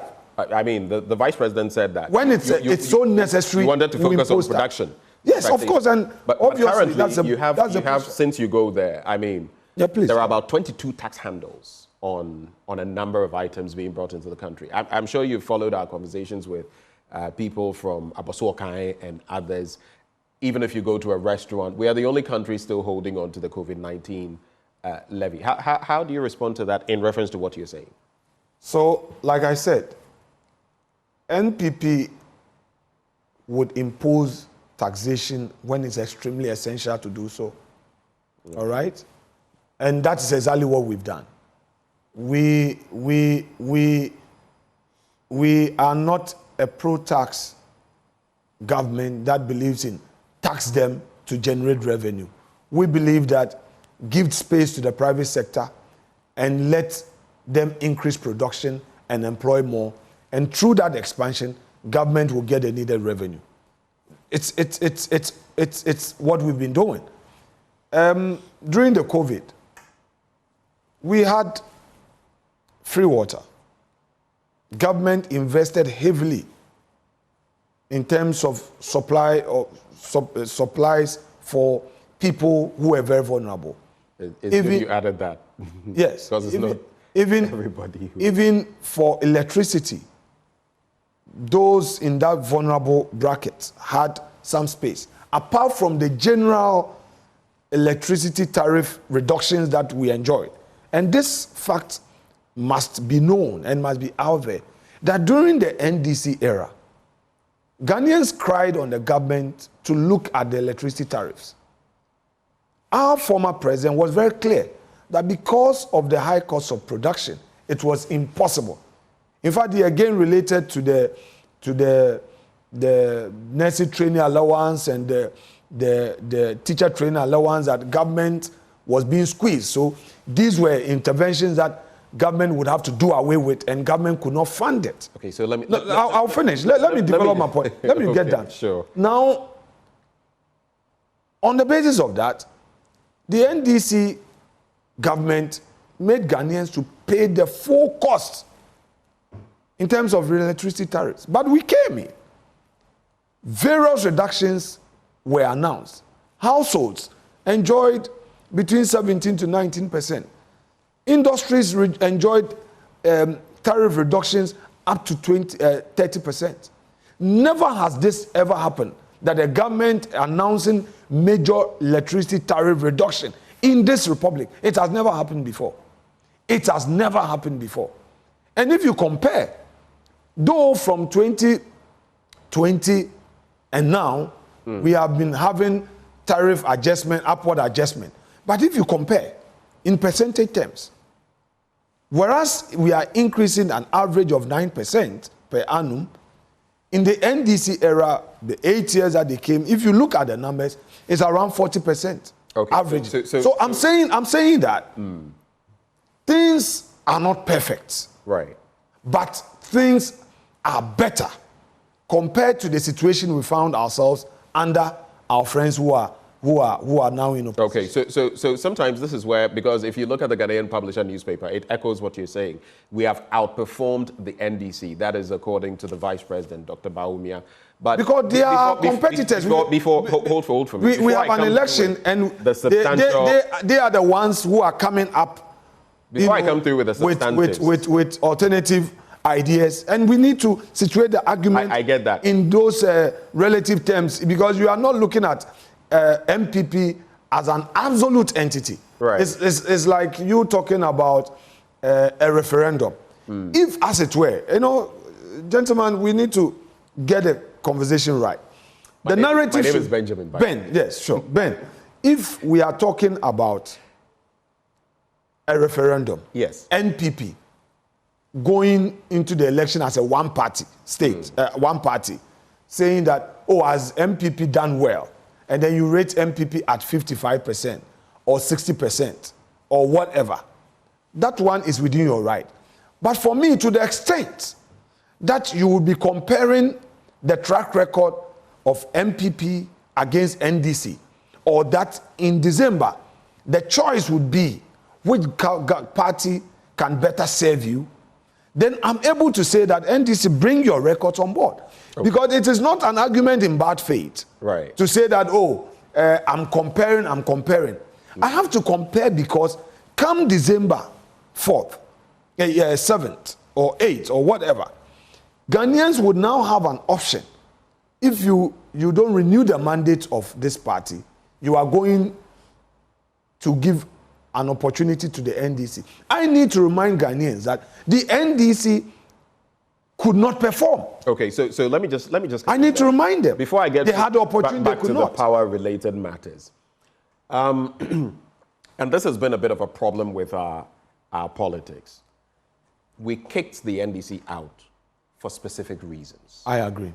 Okay. Yes. That they could not implement free SHS. It means they are not the benchmark. They are not the standard bearer. By what you're saying, you agree fundamentally that if we did that, it means the yardstick that will be used to measure you is not necessarily whether they fared better or worse on the corruption perception index, on the economy, on sanitation, on this or that. Yes, people will weigh, but in the end, we expect much better from, it's not about them, it's about what you could have delivered. Do you agree with me? Ben, I agree with you in part. And I would explain the aspects of your submission I agree with. Okay. Yes, when you give leadership to somebody, you have high expectation. So, to that extent, you have every cause to complain when things are not going the way you expect. So, for instance, if MPP could not implement free SHS, Ghanaians would have questioned them that, oh, you promised free SHS. Where is it? You've disappointed us. But they've done so. When you couldn't institute $1 million per constituency, could you? 2, Fisher folks needed landing beach sites. NDC could not do it. We promised that we would do it. They were supposed to do 6. We promised to do 6. Today, we are doing 13. Are Ghanaians happy with that? Yes, the Fisher folks. They said, oh, they will take you, that you did well. Nursing and teacher training allowance. They said that they will cancel it. They did cancel it. We promised we were going to do it. Question is, have we done it? We have done it. If you come to an NHIS, the National Health Insurance, you recall that in the 8 years of NDC, the system of record keeping was so poor that service providers could be owed several months. And you go to hospital and you are told that the NHIS card would not be accepted. So people even abandon. The records are there. Where the usage, the patronage, had gone down to just around 1.5 million. Today, what do we see? Astronomical increase in the patronage of health insurance because the system is in place to pay. Now, there are areas of disappointment, like you said. But you know the NHI has its own struggles. I mean, I told you, I had Dr. Da Costa. I am saying that in spite of... We know what challenges. Ben, do you want this conversation to flow? I'm saying that in spite of the challenges, we've chalked some good success, which you know. We've chalked some successes, which you know. And I'm saying that the fact that the patronage, the use, the reliance on the NHIS policy has increased should tell you that something good is happening there. Now, service providers are being paid on time. Do we still have complaints of several clinics, hospitals being owed several months without being paid? No. All right? Yes. You don't get me when I interject. It is, what you're saying is right. So many hurdles have been crossed. But when you say things like, do we have several? Yes, actually. There are a number of them. But the good thing is, like I had Dr. Da Costa here, between 180 million and 250 million is being paid every month. He was here himself calling on the finance minister to do more. So many strides have been made, but you must admit that some challenges still exist. That's all I'm saying. You see, maybe you are also not following. I admit that we do not have a perfect system, but we have it, we've done better than we came to meet. That point must also be made. And I'm saying that if hospitals were complaining bitterly, you go to a hospital and they turn you down because they say the government owes them several months and they are not paying, so you should go back home. I'm saying that from what we know in Parliament, the records that you also know from the Chief Executive, the situation has significantly improved. It's a matter of fact. So we must admit that. Now, there are other challenges in the economy that people complain of, and that is where I'll come back to your next point. So if somebody complains about it, rightly so, he has to complain.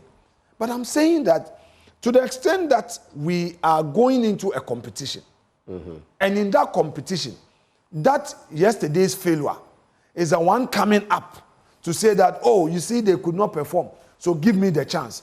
It's important to remind those who are going to take a decision that this man who claims that give me the chance cannot do it better. For that one, we need to make that point clear. We can no more keep quiet.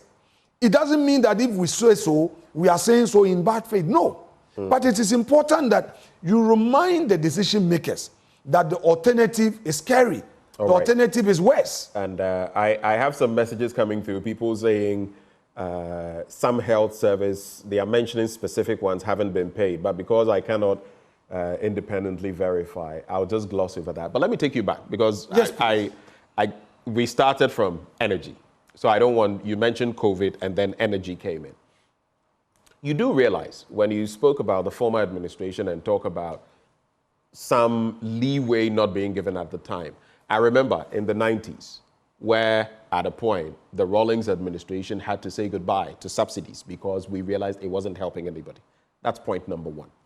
Then you also come back to the COVID era and yes, doing what was needed to help the poor and the needy. Mind you, currently, that catchment, I've forgotten what specific name they are given.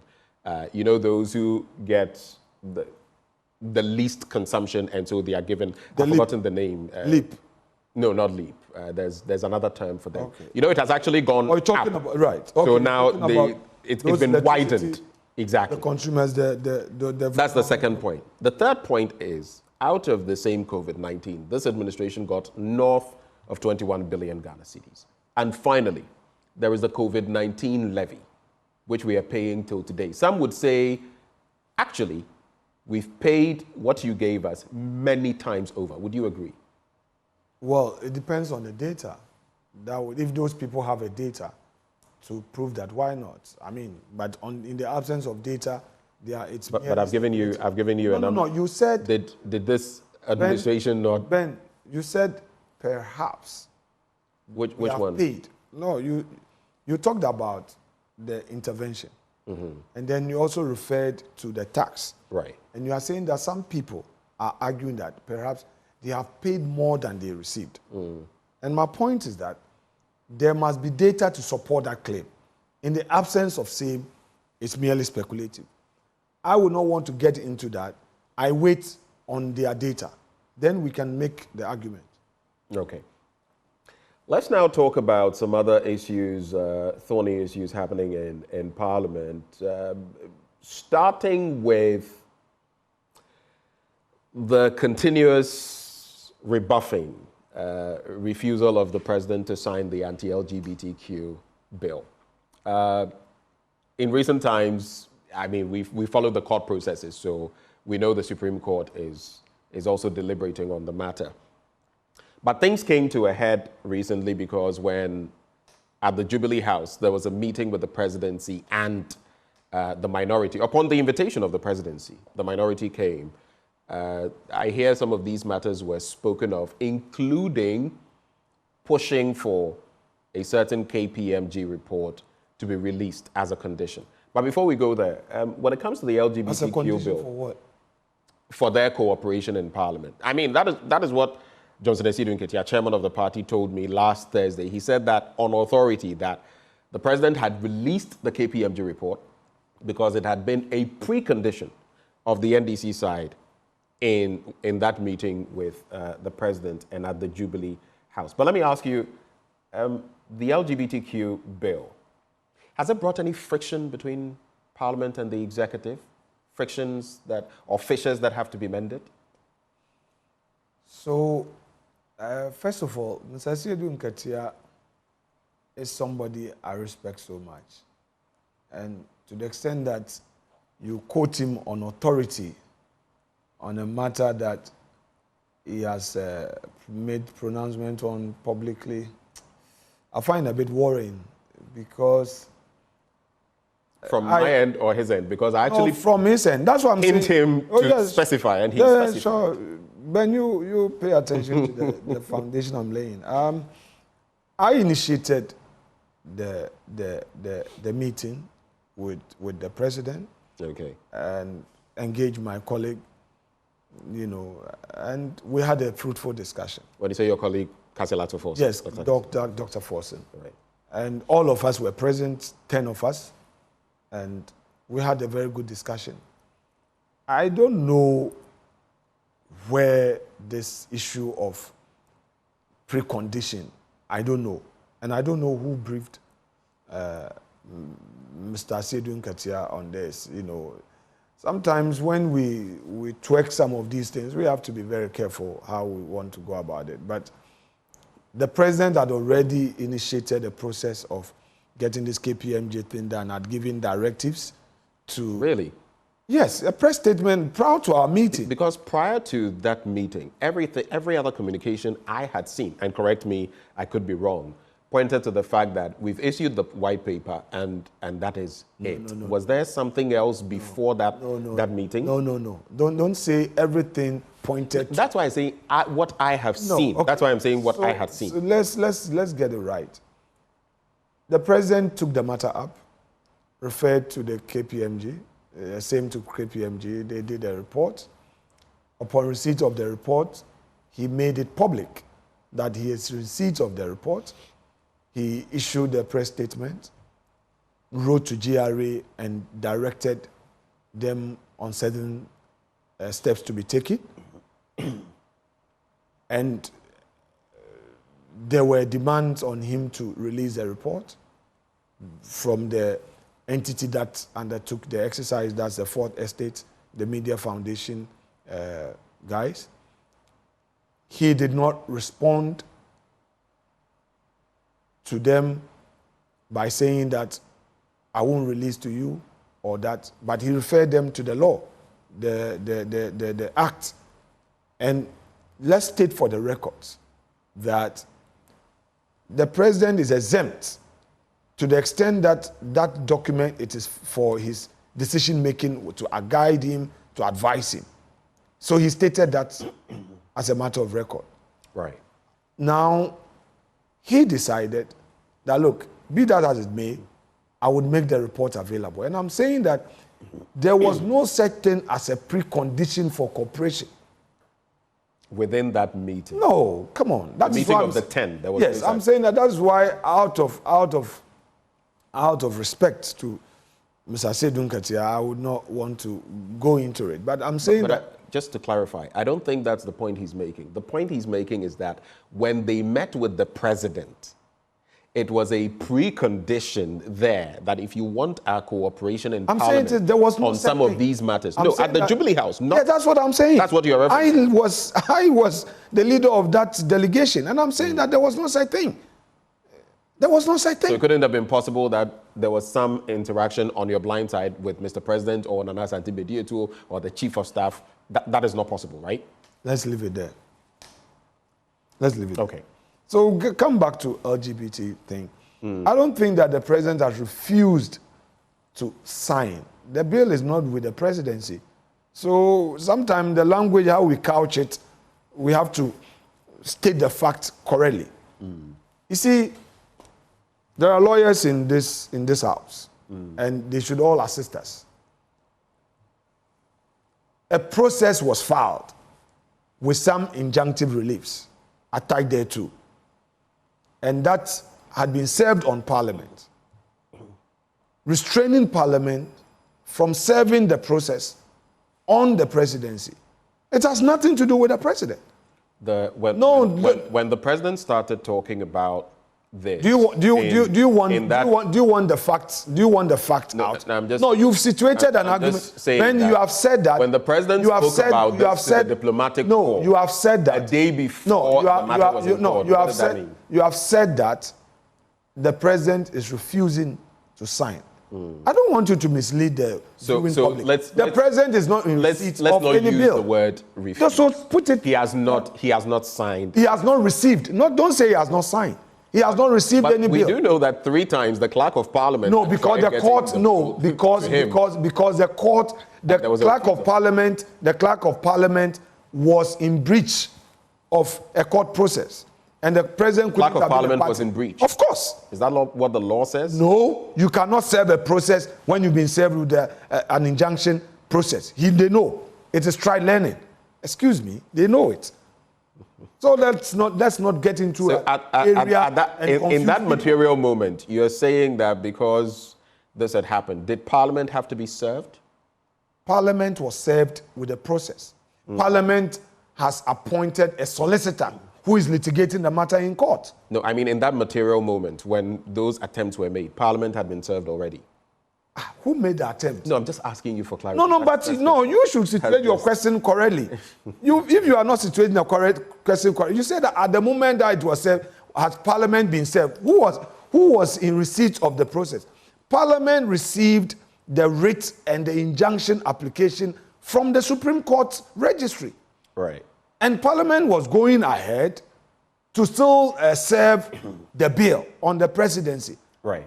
And the presidency drew the attention of Parliament to the fact that you have this that you've been served with. So stay away from temptation. It's a matter of act within the law. And they've since acted within the law. Parliament has acted within the law.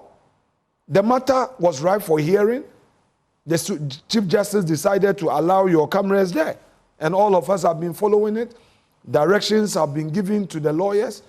And they have filed their processes.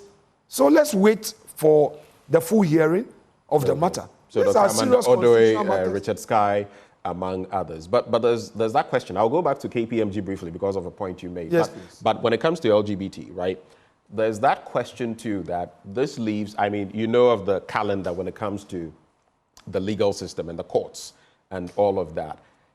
Some say this leaves the matter in limbo, and it is a strategy so that this strategy will not be of who by who. Just let me. It's a strategy so that this will not be dealt with under this administration. We get into elections, and then it becomes someone else's headache.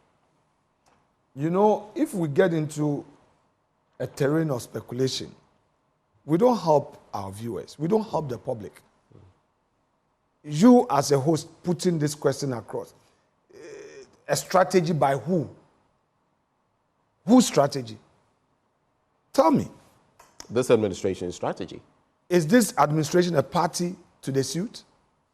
This administration is impacted by whatever consequences may arise from You've not answered my question. Or that. Is this administration a party to the suit? This administration does not have to be a part of the suit.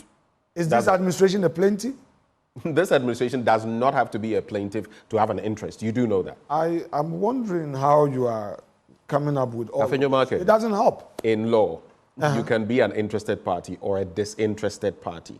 The fact that you are not party to a suit does not mean that you may not have an interest in an issue. No. You know that fully well. You know that fully well. No, you are moving. But you're sitting saying that because you are not a plaintiff. You're saying that a strategy is a strategy by the government. That's what you just said. I am saying that some assume that this could be. So correct those who are assuming. So correct them. It's not in my. I don't know everything in there. Tell them that government is not a party. Tell them government is not a party. But I don't know that for a fact. I don't know that for a fact. Whether they are a party or not. No, you know that for a fact. I do? The title of the suit is Richard Sky versus Parliament as first defendant. Okay. Attorney General, which is also by constitution, as second defendant. The Amanda Odoi as a citizen of Ghana, a party who is the plaintiff, Parliament as a first defendant, the AG as a second defendant. Is the government a party? Point made. Thank you. I don't want us to belabor the point because there are so many other things to address. But on the KPMG report, just to get, that's why I said I would go back. Yes, please. So what you're saying is that let's quash what the minority is saying. Let's quash what Asiedu Nketia said, whatever may have been suggested. The president would have released the full report anyway. That's what you're saying. Is that what you're saying? Obviously. On his own. I see. Why the initial holdback? No, there this was is not going to. No. I mean, you've seen the releases from the Jubilee House, part of which said that, quoted parts of the law talking about the fact that we can't release this on the back of XYZ. I could pull up, and that is not going to happen. The white paper suffices. That's the angle I'm coming from. White paper. This was not a commission. Well, I mean, I'm saying that the release by the president. All right. So the president issued a press release and also wrote to GRA and made that letter even public. Subsequently, Fort Estate, let me commend them. I said that in my press conference today, too, I'll commend them for their hard work. Right. What they did is good for our democracy. If all investigations go the way, they did their work, it helps governance. So I commend them highly for the work they did. Now, the president referred to the law to say that I am exempt. When I receive a document, the law says that when it is to advise me, is to support me, help me in my deliberative work as president, that document cannot come to the public domain. That is a matter of fact or law. He stated so. However, subsequent to that, the president issued another press statement, explained the whole process, and again referred to the law and concluded that notwithstanding, he wants the public to peruse it and that he had also sought the consent of KPMG. Don't forget that KPMG had preconditioned a report that before you release it to the public, you need their consent. And that is what auditors do. You can't just release their document to the public, all right? So he procured their consent, and same was granted, and he released it. It had nothing to do with a general engagement that parliamentary leadership has had with, him. No conditions were given, and after the meeting, none of us in leadership, came out specifically to say that, we discussed item A, item B, and all that. A general statement was issued. We've had fruitful discussions on governance issues, national issues. That was it. Okay, but now... That's why I keep saying, I told you earlier that I was surprised about, what you claim Mr. Asiedu Nketia said. Well, the videos are out there. No, I'm not doubting you, but I'm saying that I'm surprised, about that. Yeah, right. I'm very surprised. But from this angle as well, for continuity, a committee, parliamentary committee, is in the works on this matter. Your own member of parliament for Ibuakwa South, Samuel Atachia, I've heard him speak to some of these issues. Some have said that KPMG has done it, but I have heard him speak and say, well, the fact that KPMG has done it doesn't mean KPMG's report is foolproof. From the parliamentary end, what would be your expectations? Well, it depends on which aspect of the whole contract we would want to look at. For the purpose of oversight. But are you even for a further probe into this from Parliament? Are you for a probe? I'm saying that for the purpose of oversight, Parliament's powers may not be too limited. So let's wait and see. Let's wait and see. For me, there must be a finality to this whole thing, okay? And to me, the fact that there has been a reputable auditing firm getting into this, issuing a report, president releasing the report, making it public, the fact that GRA has been tasked to get into further discussions and, make take certain steps, and they are following suit. What we should be interested in is whether or not the recommendations of KPMG, okay, which recommendation the president adopted in whole, are being implemented by GRA. So for me, that is very critical. Right. Very, very critical.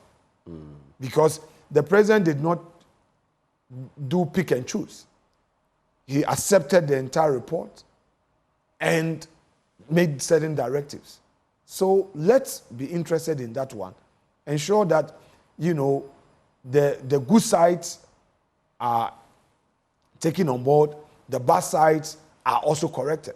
For instance, the KPMG report was very clear on the qualitative benefit of the downstream aspect of the contract.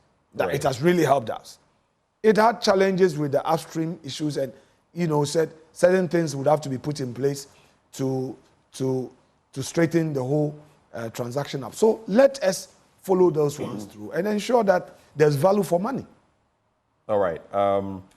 Just two follow-ups on that issue. I'll not go into the transition from SMEL to SML and West Blue, but are you concerned that if you look at the Public Financial Management Act, what it talks about, ministerial and parliamentary approval of contracts, Parliament did not give approval read the law fully. For read this. Read it. Read it. I am not going the 33(1). Read it. Read it in full. I don't have the full thing here. But because if you could okay, get into so let me that. help you. And no, let me just add the follow-up to it so you respond together. Then there is also the bit about taxes. The GRA paid SML from 2018 to 2023 for the contracts in scope. If you look at the gross figure, $1.4 billion, amount in dollars north of $186 million. The net, $1.06 billion, and amount in dollars, 141.7. But there's the bit about, interestingly, from 1st September 2020 to the 30th of April 2021, bulk payments were made to SML covering invoices for an 8-month period, but did not have VAT and other deductions amounting to 13.38 million Ghana cedis.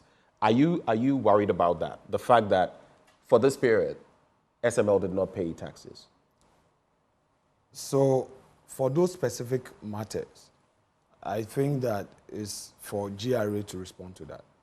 I cannot speak to. No, but I'm just asking whether as a parliamentarian, majority leader, are you concerned? No, you see, if I express a view, that would suggest that I have perused the facts. In all sincerity, I've not seen the contract. I can't be here and say that I'm concerned. Hey, no, that would be unfair. So I'm saying that GRA as an entity can speak to this. I mean, you can arrange an interview where GRA rep can come sit here and then go through the contract. What is your justification for doing this? What is your justification for doing that? And you would have the full fact. But if I just make a sweeping statement, that would be unfair. That's what I'm going to avoid. However, I'm able to respond to the general legal issue. You were about to go into the Public Financial Management Act. Yes, please. All right, go ahead. So you see, some concerns were raised about the Section 33, which says that when it's a multi-year contract, it has to come to Parliament and all that. But what they forgot was that the law did not stop there. The 181 that they are talking about has to do with international commercial transactions and loans, okay? And when you are trying to interpret the law, you don't interpret them in silos. Look at it together. Give it a purposive meaning. Then you would appreciate it. So if the act says that go to Parliament, you go to Parliament under what law? It could be as well that Parliament erred or in enacting that particular law. It could be also that the transaction, the subject matter of Section 33 should be an international commercial transaction. But this one, the company is a local company. It has nothing to do with an international commercial transaction.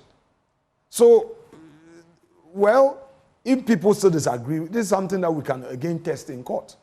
Test the law and ask the Supreme Court to interpret whether or not a transaction involving a local entity must necessarily come under the contemplation of Section 33 of PFM Act and Article 181 of the Constitution. This is a matter that can be tested. You know, because it's all good for governance that some of these things come up. But must these matters always go to court, though? Yes. Must it not be that because processes are so transparent, lucid, that at all levels, no, we are talking about law, Ben. You can deal. No, but Parliament operates with laws. No, you see, Parliament operates with laws, and you know that some things are basic, like you said, trite knowledge. The interpretation of the law does not follow an objective test. I get that. The test is subjective. So give it to the law lords for them to pronounce on it. You remember the famous Dr. Sebe Yabo and the ECG case, where we were arguing strongly that government was using ECG and GMPC as its alter ego in the car power transaction. What did the Supreme Court say? Supreme Court said that yes, we can see the hands of government, but this is not government. Ben, you follow that? Have you read that case? That we can see the hands of government, but we still say that this is not under 181. It is ECG's board that approved the transaction. It is GMPC's board that approved the transaction. In spite of the fact that we had invited the Supreme Court to hold that government, through SETECME, had directed ECG to issue a guarantee. And we're saying that to the extent that the guarantee was coming from government to support the transaction, government was electing ECG as its alter ego. Right. Supreme Court said no. So car power was not a subject matter of parliamentary approval. We accepted it. You get the point? So I'm saying that sometimes when we are all arguing, bantering this, it should come to parliament, it shouldn't come to parliament. When we were in opposition, we had a good strategy. When we get defeated in the chamber on a matter of law, we go to Supreme Court for interpretation and we come back. Right. We lost some, we won some. That is governance. So I think that somebody should pick this matter up, go to the Supreme Court, and then seek an interpretation. So we bring this matter to just to conclude on the KPMG bit, because quite a storm has been raised on it. The NPA boss, there's been a document that points to a contract being awarded to a new company, which would make for curious interpretation because he raised questions about the potential duplicity of that revenue contract between SML and the GRA, saying, quoting him, potentially we consider it, that is the SML deal, duplicitous. This was in February. Who is saying this? So the MPA boss, Dr. Mustafa Hamid. Okay. I'm quoting what he said back then. And he also said the MPA has a system that tracks the lifting and transportation of fuel products from the depots to the tanks of the oil marketing companies. With that system, the MPA can tell the volumes of petroleum products in all the fuel stations across Ghana at any given time. But now, there is talk of this new arrangement with H Field, and questions have been raised about what exactly they are expected to come and do if he sticks to his earlier thoughts. But let's quickly segue from there. Quick reactions for me. Ghana's public debt has hit 658.6 billion Ghana cedis upwards. We've had a lot of people speak about why the cedi is depreciating. I think since the start of the year, it's lost about 14% or more. The last time I checked, the dollar had hit 16 cedis. The euro was hovering around the same amount. The pound is north of 17. I link that to what the finance minister, Dr. Amin Adam, has been saying in that recent presser. He says, we will stabilize the cedi. Business people, everybody is feeling the pinch. How soon will the cedi be stabilized? So I can relate to this. I'm a businessman. I know. An active entrepreneur. Apart from my law practice and the politics I do, I survive on my private sector, dealings. So I feel it. But what I know about this government is that not too long ago, we had a similar situation. You recall the cedi reached 15 for $1. It was about 16. About 16, yeah. 2 years ago. And it came all the way down to 8. You remember? 8? Yes. Check it. I remember 11. No, it got to 8. Then it started coming to 9. It came to 10, 11, and it stayed at 11.5 for a long time. Then it got to 12. Now, you realize that the past, around mid-March, all the way through to April, a lot of contractors were paid. In fact, from the records of the Ministry of Finance, government paid no less than, is it 6 or 7 billion? Let's get. I mean, I think the figure was 7 billion. This is how much government within a short period has released to contractors. That is only road contractors. Apart from other payments that have been made in the public sector, Cocoa Board also about 3 weeks ago paid Cocoa Road contractors 1 billion cedis. Now, I mean, the finance minister has mentioned that some of these payments have hobbled the cedi. And I'm saying, I'll make the point. Now, unfortunately, it is not today. There's a history to this. A lot of times, people like to change their cedi into dollar. Whereas people were complaining, our roads, contractors were complaining, even petitioning Parliament. Unfortunately, when these payments went through, many people were changing their money, and the pressure again was on the cedi. Within a short period, we were struggling. Now, it's taking a toll on every business. And I'm sure government has heard the concerns of the private sector. The finance minister has given assurance. Right. Let's pray that, per what he said, things would get better. It will get better. I'm not too sure it will remain there and continue to climb. How much better? Do you have a projection? I'm not a finance minister. You walk the corridors of power. I'm not a finance minister. You speak with these people. What's the plan? But we know. I would use the records of this government to assure Ghanaians. What is the record? We got to 15.5 and efforts were made and the cedi dropped. I'm asking you this because some economists are projecting that we could hit 18 or 20 cedis. Well, that's why I'm asking you. 2 years ago, when it got to 15, people were projecting 20. They were speculating. Right. But government, overnight, we know that it came to 8. And now people were even chasing people with dollar that, can you get me cedis and all that. We've seen that before. And I think you need to hammer that. Okay. Because it's also your job to assure people to have confidence in the economy. No one wants speculation. That one no one wants. But, so that bit, I'm sure that will still, get results from just a few questions quickly because of time. We're hoping to nail this by about 9 o'clock. But brief thoughts on the SSNIT, Brian Champong bit. Are there any thoughts you'd like to share? I mean, is he being unfairly lampooned in this matter? Okay, first let me take Brian out as an individual. Right. And let me talk about our attitude as Ghanaians regarding state properties, state institutions. I am for the private sector. And I am for government-private sector partnership. I also believe that in certain situations, the state should intervene wholly.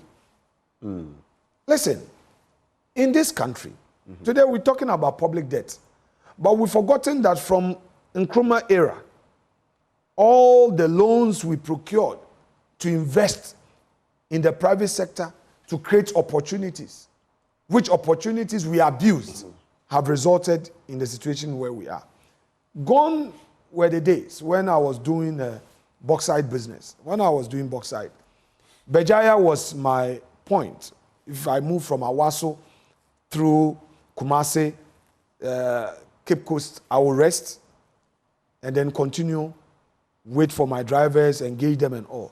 Bejaya was a good place those days. Today, do you know the state of Bejaya? Because tell me. It is a state-owned, it's a state-run, it's a state investment. What's the state of Bejaya? Oh, the place is collapsing. They cannot maintain. It's bad. The last time I was invited by my old school, St. Augustine's, and I wanted to use that place, I couldn't. I had to sleep at Ridge Royale. I had to sleep there because I could not, the place is bad. You go to La Palme. Freemasons, we had the annual communication 2 weeks ago. We were there. I walked through La Palme, the La Palme of old, the state of La Palme. Bad. Can you say same for Labadi Beach? Labadi is better. Labadi Beach is better. It's one of our best. I'm saying it's better. Now, our workers have their investment in SSNIT. And when they go on retirement, SSNIT is supposed to use this investment to pay them. Right.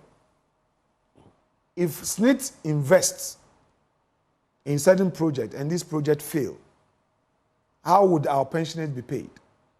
So I support any initiative aimed at making these investments viable. Okay?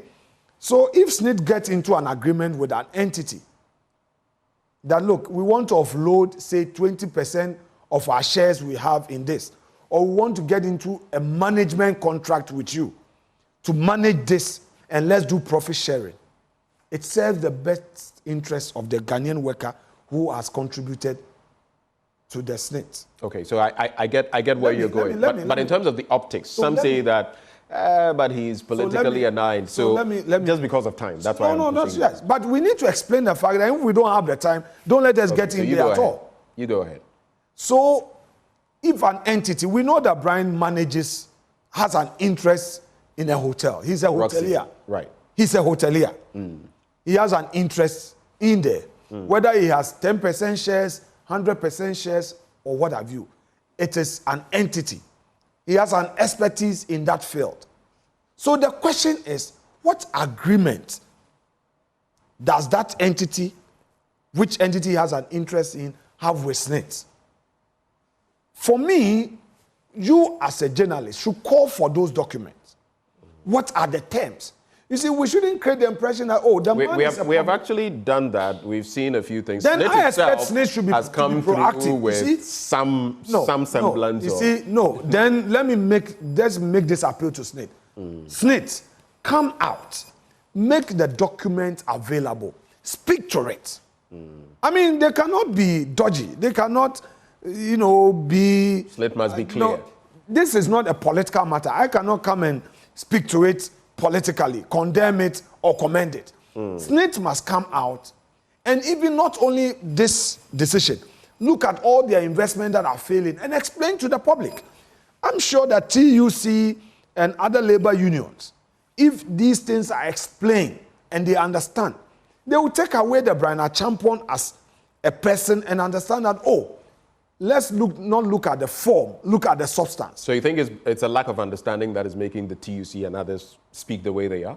A lot of times is a lack of proper communication, the information flow.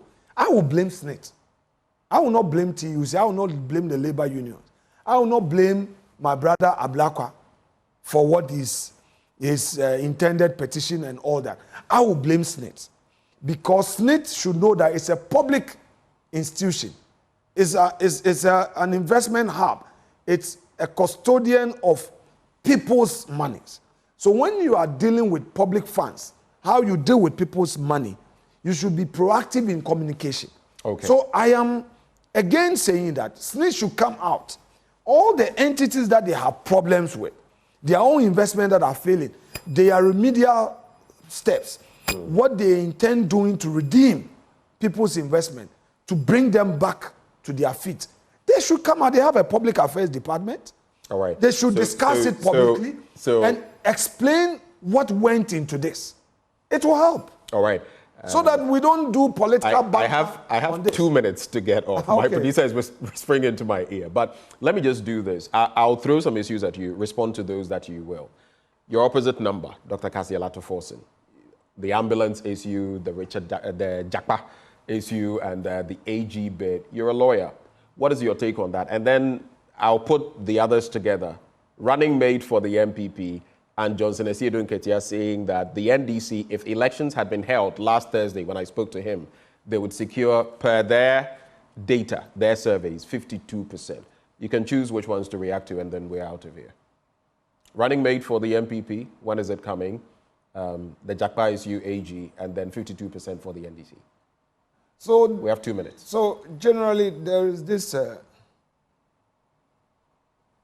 issue of I've recorded you nonsense that has been with us for some time now. I'm a victim of that nonsense. Entrapment? Whether entrapment, whatever. I mean, I don't know what people gain out of it, all right? So if somebody thinks that you could go to another person's house or meet, have a private discussion and say, I've recorded you. Well, let's see how it plays out. But I think that my colleague Atu Forson's case, you know, there have been some discussions. You remember when we had the double salary, you know, involving. Yeah, I remember that. The president gave an opportunity for people those involved to be paid, to pay back rather than prosecuting them. Is that okay? Right. And this matter has come up. We have a new plea bargaining law, and perhaps some principal parties may want to explore or not to explore. You get it? It's their decision to take. The AG doing his prosecution and all. It's a matter for court to determine.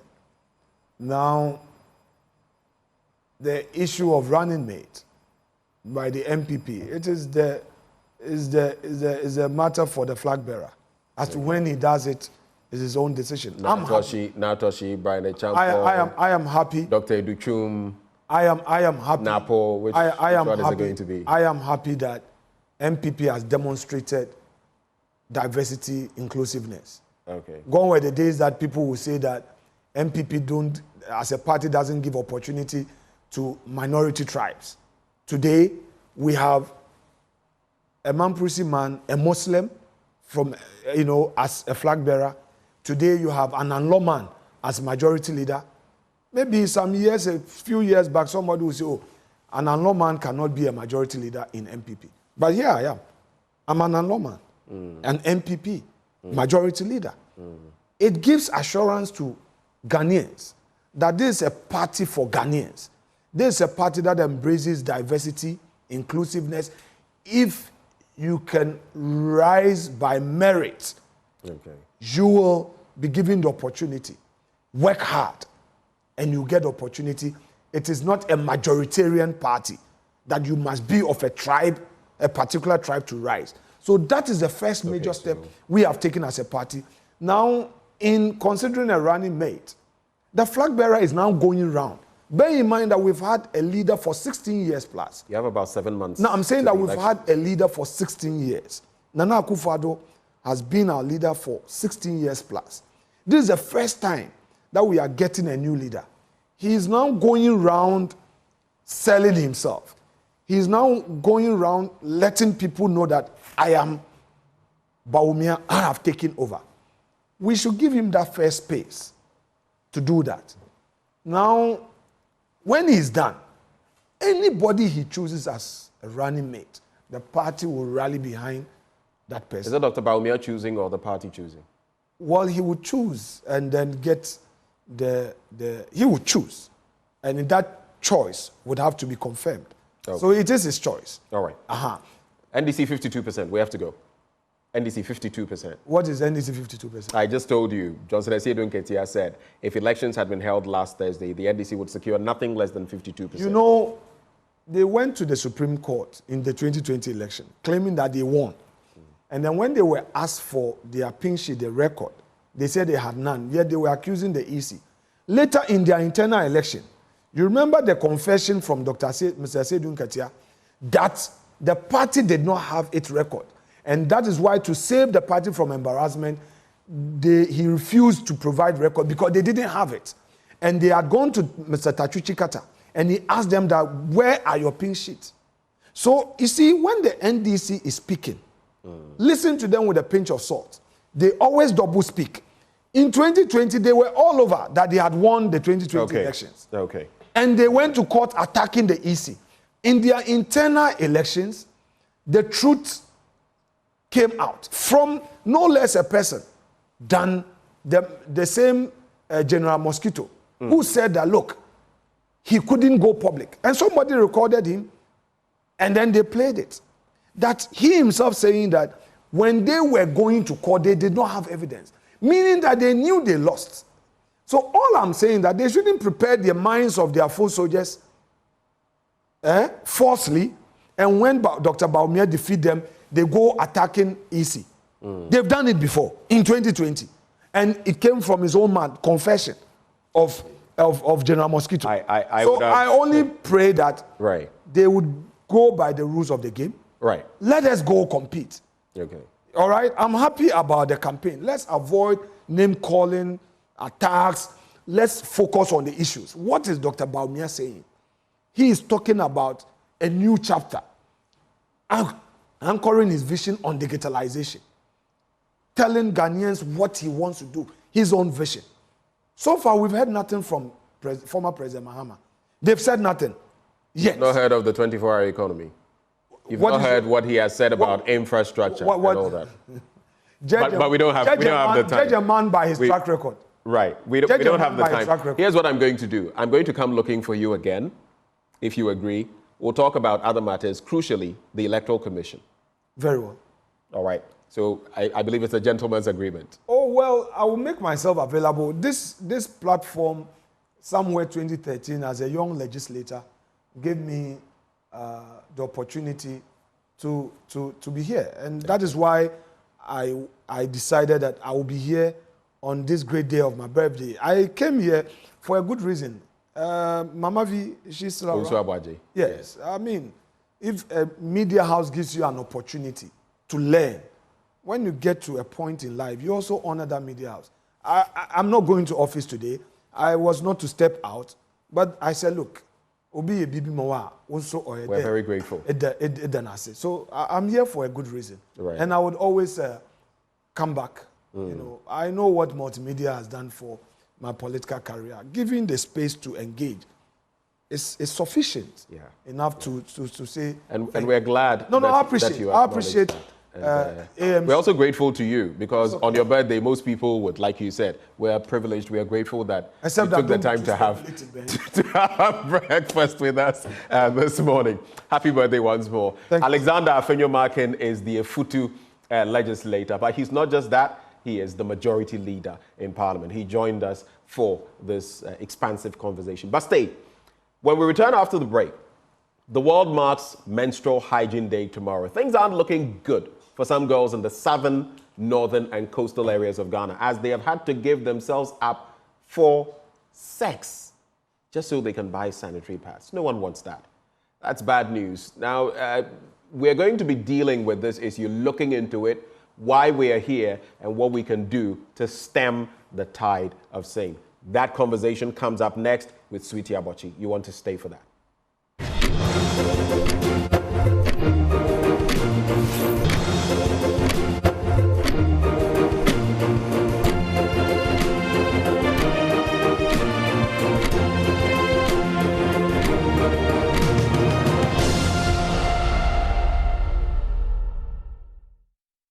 According to a 2023 BBC study in 6 African countries, a woman in Ghana earning a minimum wage of $26 a month would have to spend $3, or 1 in every $7 they make, to buy 2 packets of sanitary towels. That means for every 80 cedis they earn, they have to spend 11 cedis on pads alone. A later study by Sen Ghana also reveals 70% of young ladies in the country are unable to afford pads because they're expensive, forcing them to exchange money for them. Patricia Aqua is a student activist and member of Sen Ghana's research team. The findings that blew my mind was where girls have to exchange, go in to have sex with their male counterparts for them to get money to buy this sanitary products, because I never knew this was really happening in some communities till we got to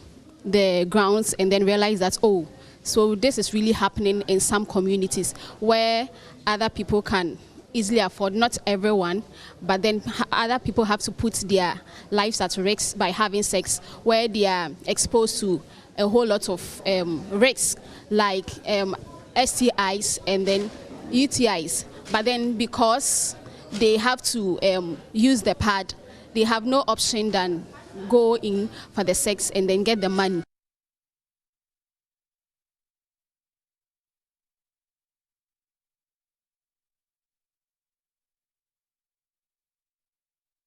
Parts to be scrapped and for the products to be reclassified from a luxury product to essential medical need.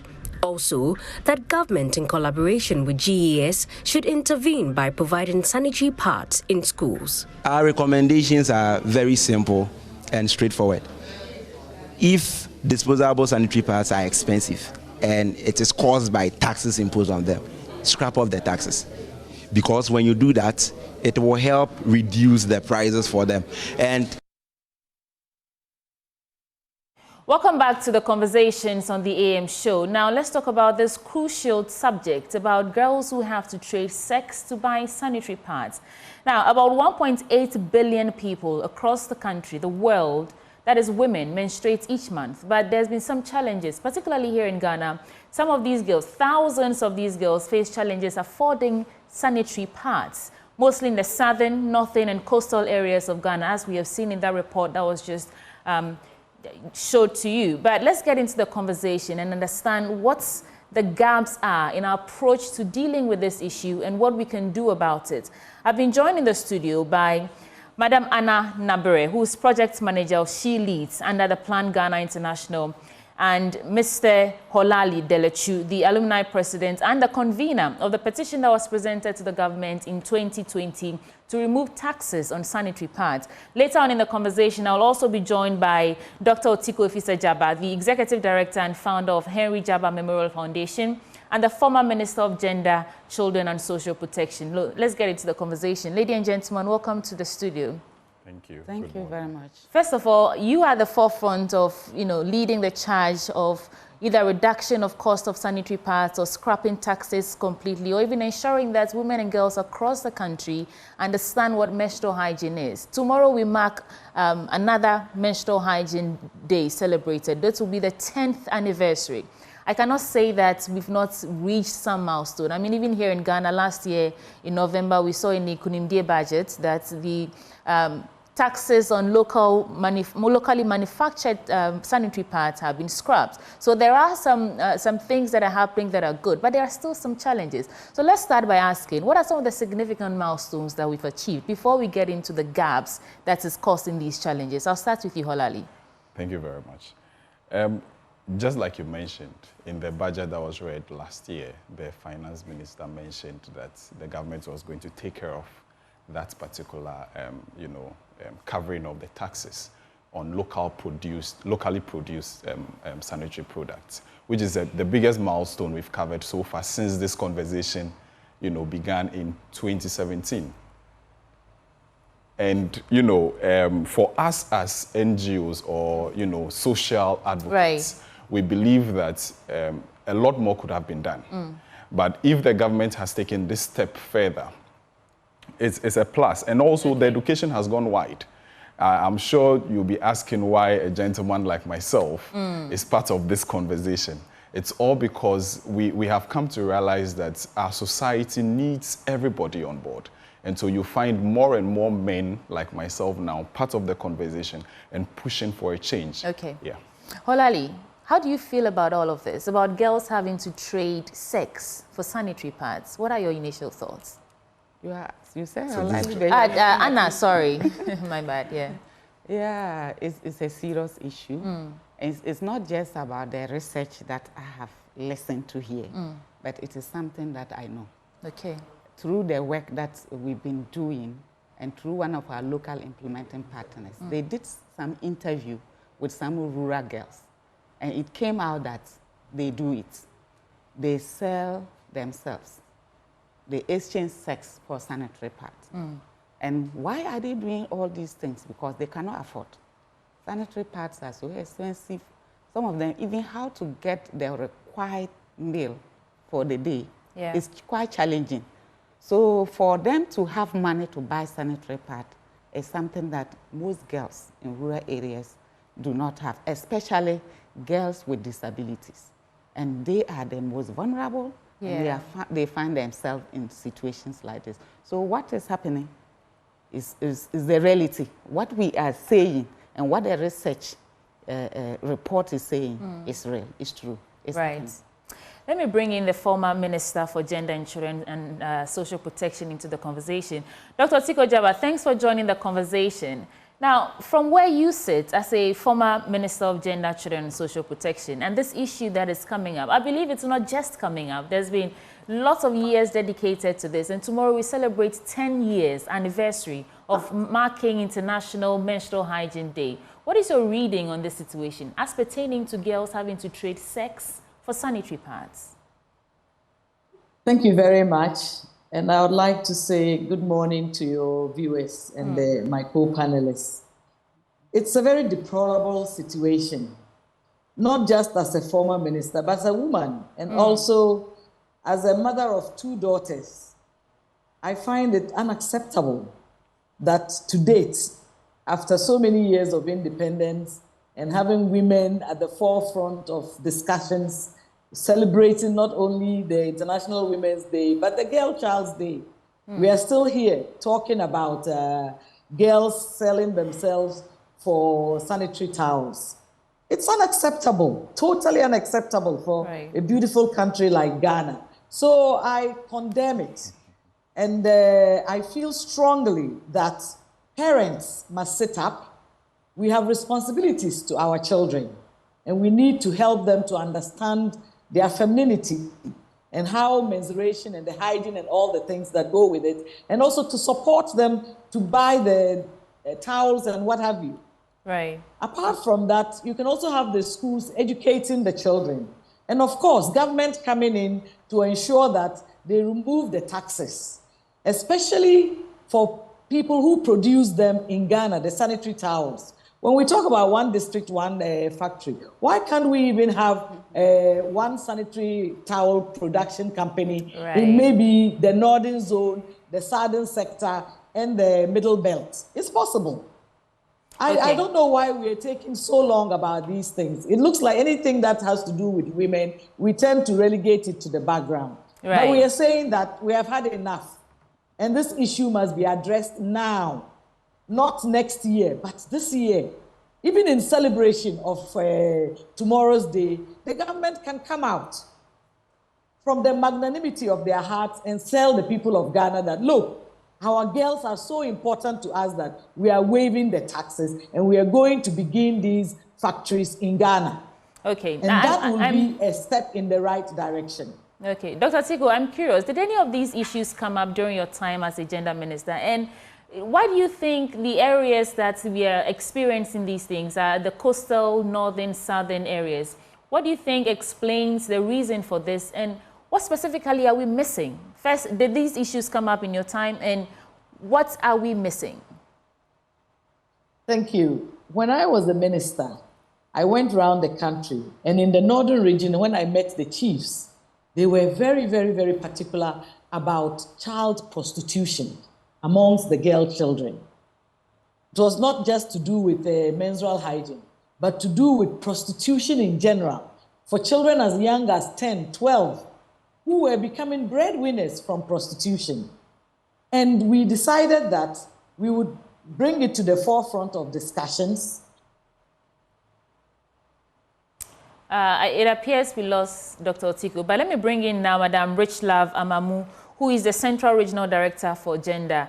Madam Richard, thanks for joining the conversation. I was just, the former Minister of Gender was just responding to why these issues are concentrated in the southern, northern, and coastal areas. And you are a Regional Director for Gender in the Central Region. Why do you think that the Central Region is experiencing such issues of girls trading sex for sanitary pads? Do we have Madam Richlove online? All right, there's a problem with the sound, but Dr. Otiku, are you still with me? Yes, I am. Right, please finish your trail of thoughts. Yeah, we lost you for a second. Yes. I was saying that the chiefs brought it to my attention that there was child prostitution among girls in the northern, the upper, and the eastern region due to poverty. So the children were now selling themselves to be breadwinners so that they can feed their families. And that is to do with poverty. Right. And lack of understanding of the importance of education and understanding the responsibility of parenting. No child should be a parent. Why should a 10-year-old be a breadwinner? And because of that, the girls were becoming very rude because they were now looking after the parents. Right. And the girl goes out and comes home very late, and the parent is not able to admonish the child because the child is now paying the rent and the electricity bill and what have you. It happens in the Central Region as well because that is where there is a lot of poverty. If you look at Ghana, it's the Upper East, Upper West, Northern Region, and the Central Region that are most deprived. And we have the highest data of poverty in those areas. Right. So poverty plays a key role to prostitution. Adults are engaged in it for the same reasons. When the job money is not balancing, you can't pay school fees and all sorts of things are happening that require money. Women and girls feel that the first place of call, the easiest, is to go into prostitution, which is unacceptable because of the ills that come with it. You might get sexually transmitted diseases. You might get unwanted pregnancy. You might get raped. The violence that comes from prostitution is totally unacceptable. And we are all aware of all these things that happen. But an older person is more aware than a child who feels that, look, I have no choice. Some parents even push their children into prostitution because they feel that that is the only way to make ends meet, like pushing your child to go and sell donuts on the streets or dog chains and what have you. Okay. But thank you, Dr. I want to say this before we move on, that even if you are poor, you have a sense of pride. Poverty doesn't mean that you should shirk your responsibilities and not have a sense of value and love for your child.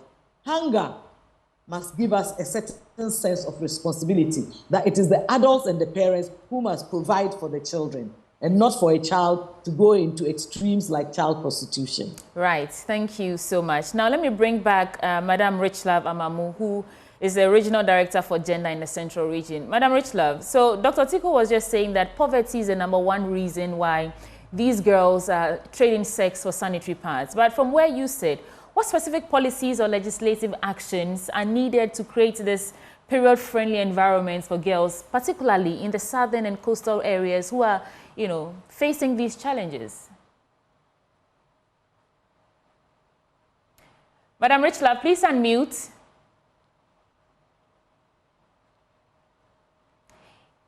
If you can hear me, please unmute. Okay, great. Yes. Can you hear me? Yes, go ahead. Thank you very much for the opportunity. I want to direct my submission to the Central Region, precisely. Okay. And I heard my sister talking about a Central Region being one of the poorest regions in Ghana. We are no more the poorest anyway. So that is another issue. Right. But with the Central Region, when she's talking about poverty, yes, some parents use that as an excuse to shed their responsibilities as parents. But what we are doing, the Department of Gender, under the Ministry of Gender, Children and Social Protection, is the implementing arm for the sector ministry of the Ministry of Gender, Children and Social Protection. And we are the people who takes care of the gender component of the sector ministry and work under the Regional Coordinating Council as well. Right. So we implement programs and projects at the regional level.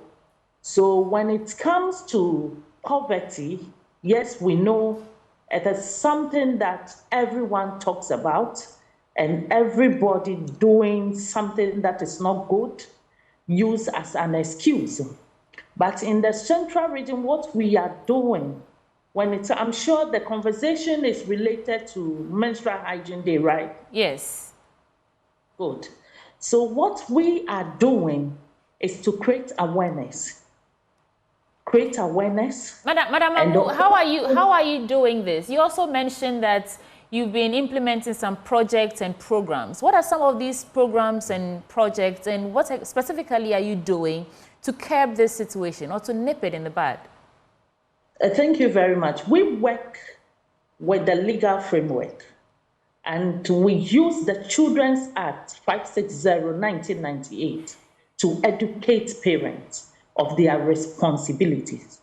So at the regional level, at the community level, we have clubs for parents. And those clubs, we educate parents, we sensitize them on their responsibilities. And then we also have clubs for the adolescent girls as well. So sometimes we meet both the parents and the girls. And the girls are girls that we have trained, so they speak out. And they told us the challenges they are having with their parents not providing them with their needs. So we've realized when it is time for their menses, it's difficult for them to get sanitary pads to use. And that is the problem. It is true some children came out to say that because of that, they have to enter into a relationship so that at least at the end of the month, they can get something to buy sanitary pad.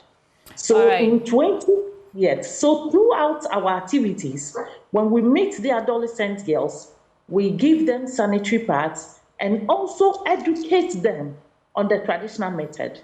In fact, if we are not in the community to give them the sanitary pad, one, we speak to the parents to do that.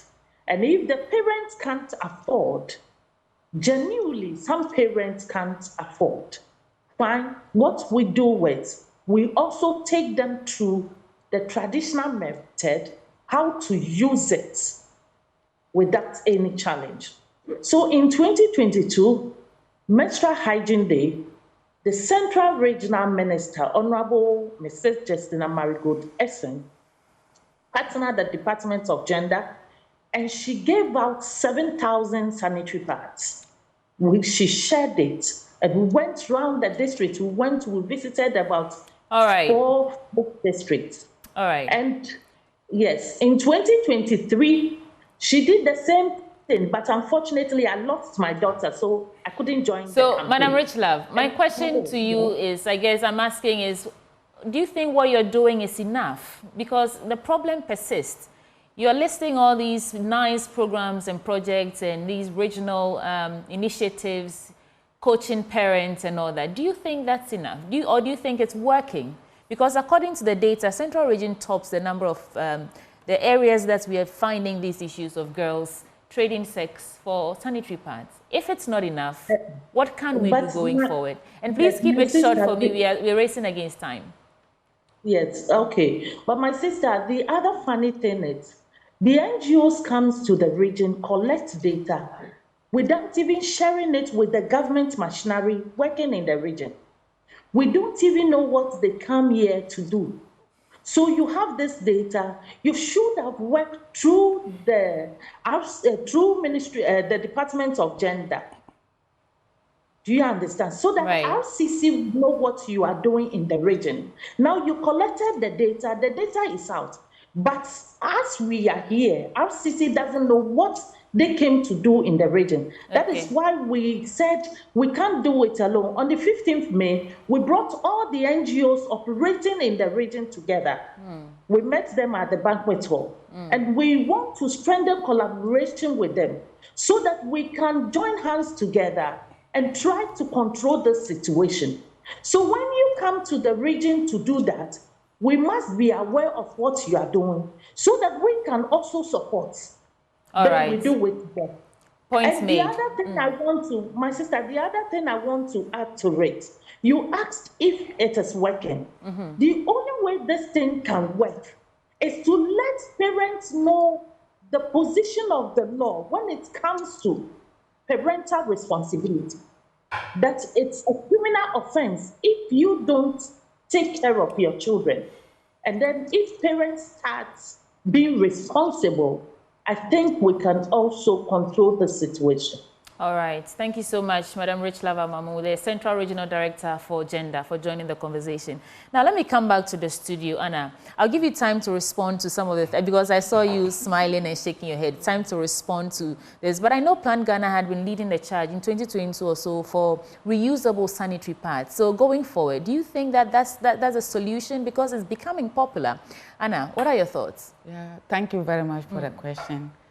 To some extent, we can consider it as a solution to the problem. But if we look at the challenges that are associated with reusable sanitary pads, the question we should ask ourselves, is that the best that we can do for our girls and women? And surely I think the answer is no, because a lot of challenges are associated with it when it is not properly managed. You know, it involves washing, and if in some areas they do not even have the water that is needed for them to wash and keep these materials hygienic. So for me, I think it's not the best. But what I would say is any intervention or any initiative that we take, we should look at the sustainability. We should look at the future. We should have the future in mind. For example, if girls in schools do not have places to change, what are we supposed to do? Going to schools and distributing sanitary pads is good. But to me, it's temporary. But if we can move to another step by looking at how can we make these sanitary pads affordable and available always, so that we don't have to go around begging people to contribute sanitary pads, so that we carry them to schools to distribute for 1 month, 2 months, and the girls, they go back to their original state. So for me, I would recommend that whatever we can do, government, NGOs, and all those people that are concerned, to make sanitary pads affordable and accessible. In addition to that, when girls are in their menses and they are in school, they are in public places, they face a lot of challenges. What Plan International Ghana is doing currently is to go into about 18 public schools to provide them with hygienic and facilities that they can manage their menstrual hygiene properly. And in each of these schools, they have provided facilities, and then the facility consists of 2 toilets for boys, 2 toilets for girls, 1 toilet for teachers, and all that, including changing rooms. So that when they are in school and there's a need for them to change, they can move into such a place, do their thing dignifiedly, and then come out and continue with their learning. In addition to that, they've even provided facility to ensure the proper disposal.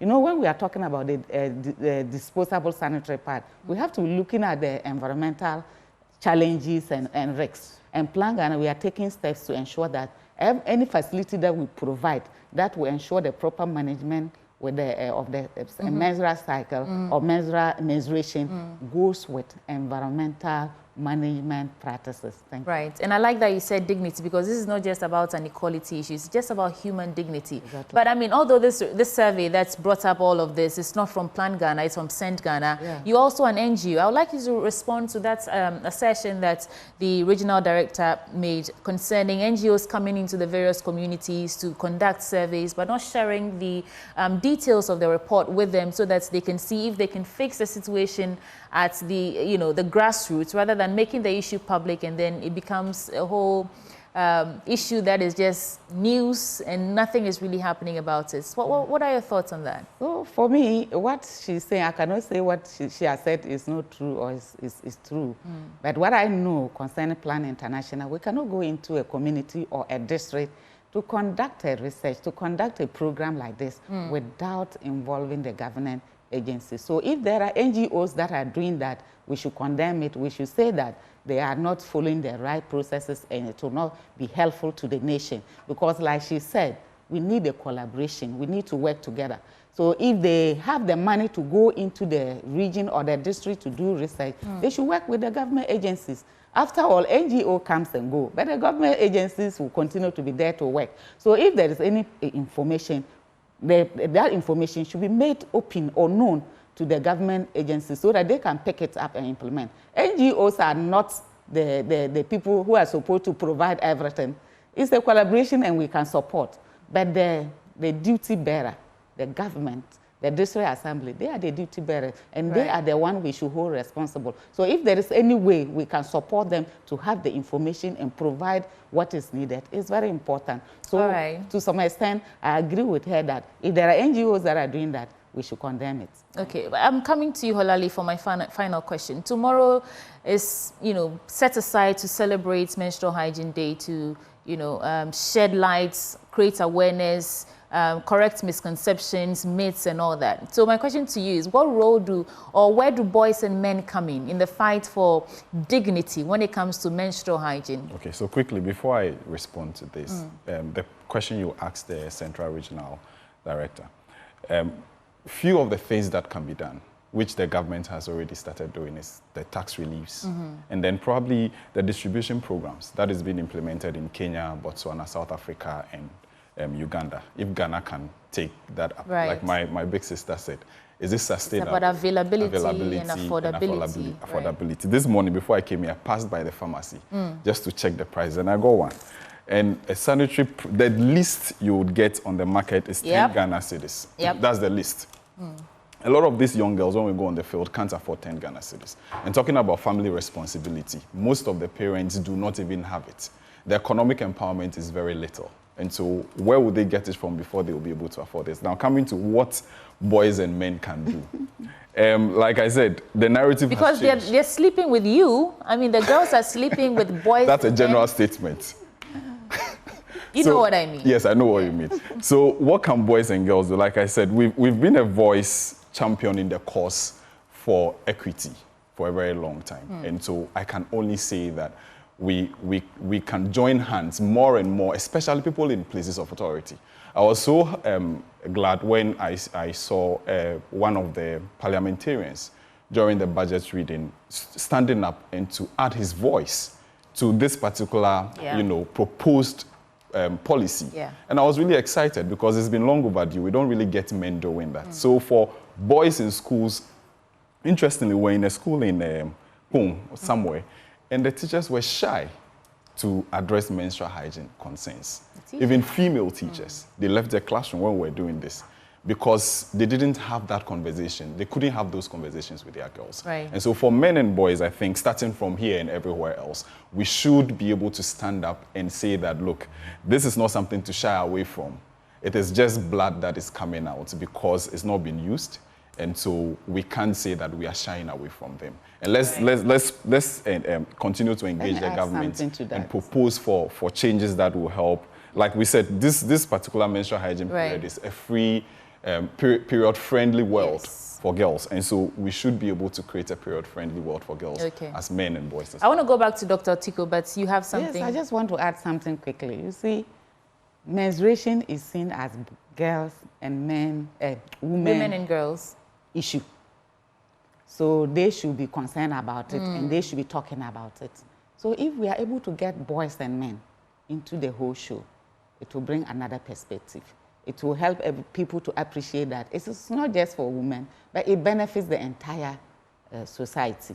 So bringing in men and boys as champions of change or allies will help to diminify some of the myths and misconceptions that are around menstruation. Okay, let me come back to you, Dr. Tiko.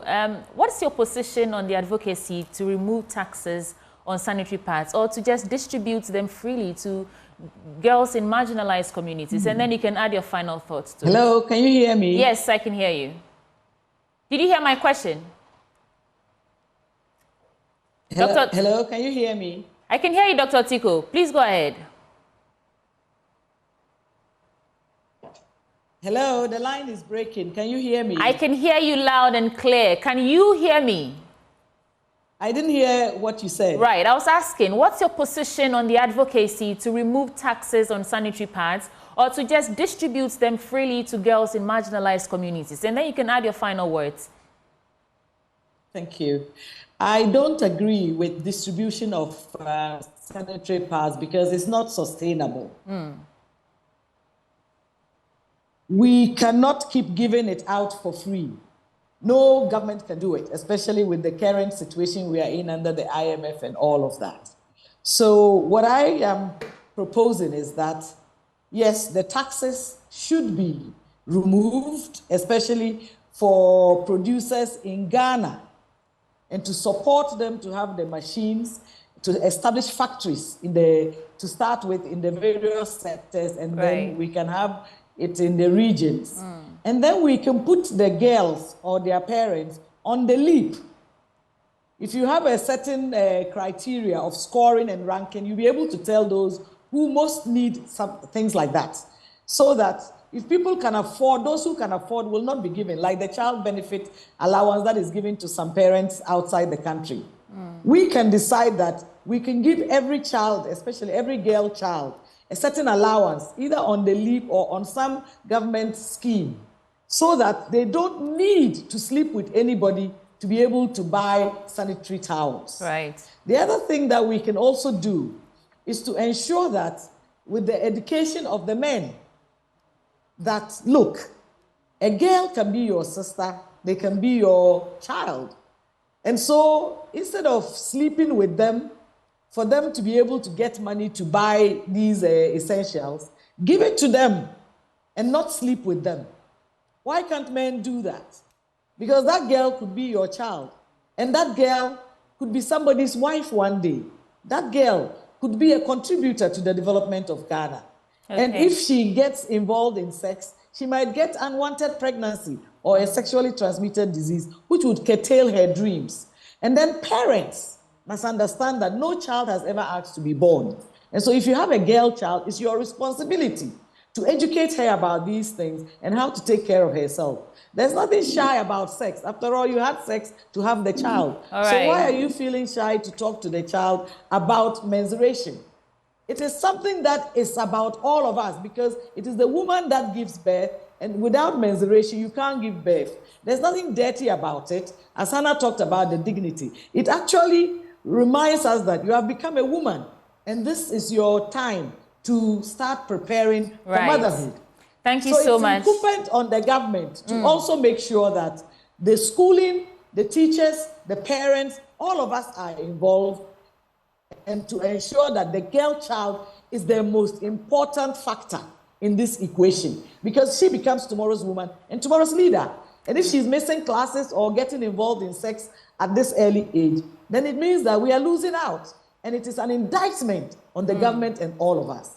Thank you so much, Dr. Otiko Jaba. I see how passionate you are about this.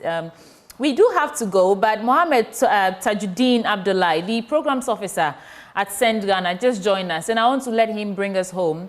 I mean, your outfit, Mohammed, conducted this research that has opened up this conversation. How does all of this sit with you? And going forward, what do you think we should do to ensure that these girls are safe? Thank you very much. Good morning to you, and then good morning to panel discussants as well as your cherished viewers. I think that basically what we are looking at is the fact that our girls in the communities are struggling to access safe menstrual pads to be able to menstruate freely and in dignity in a safe environment. We know that, for example, the research that has been conducted by us has established that a lot of young people are really actually struggling And in some cases, people are even beginning to struggle between making a decision to use their menial income on food or on pub, just because there are a lot of taxes imposed on these materials that we find very, very, very important for the dignity of the girls and women. So all we are asking government to do is to consider scrapping the tax, because we know that the taxes that are actually making the product very expensive. Our Richard is saying that about 70% of the people that we reach cannot actually afford to buy sanitary pads. And in those cases, they are compelled under the circumstances to use unhygienic materials to be able to absorb menstrual blood. Some are exposed to infections, others are exposed to sexual exploitation. So we are actually calling on the government to consider scrapping of the tax and making sure that is made more accessible to girls, especially those living in poor households. All right, Mohammed, just give me some clarity here. You were out there on the field interacting with some of these women and girls, and this is largely an economic issue because they cannot afford to buy sanitary pads. Is it that they cannot afford to buy sanitary pads, so they're only having sex with these men to buy only sanitary pads, or just for other basic things? Well, I think it's a combination of factors. We do know that we are particularly in a situation where everybody is struggling to even cope with the current economic crisis. But things like sanitary pads are essential products that girls and women cannot do without. So you see, it is not just because people are just interested in having illicit sex with men, but because they are in that situation. They have found themselves in that situation that they need it. It is something that they need. And whatever it will take them to get it, it is what they are actually doing. Right. And we are saying that as a country that we are priding ourselves as people that are interested in empowering women and girls, we need to look at this issue. All right. Thank you. Now, Madam Richlava Mamu, you have the final words. Okay, thank you very much.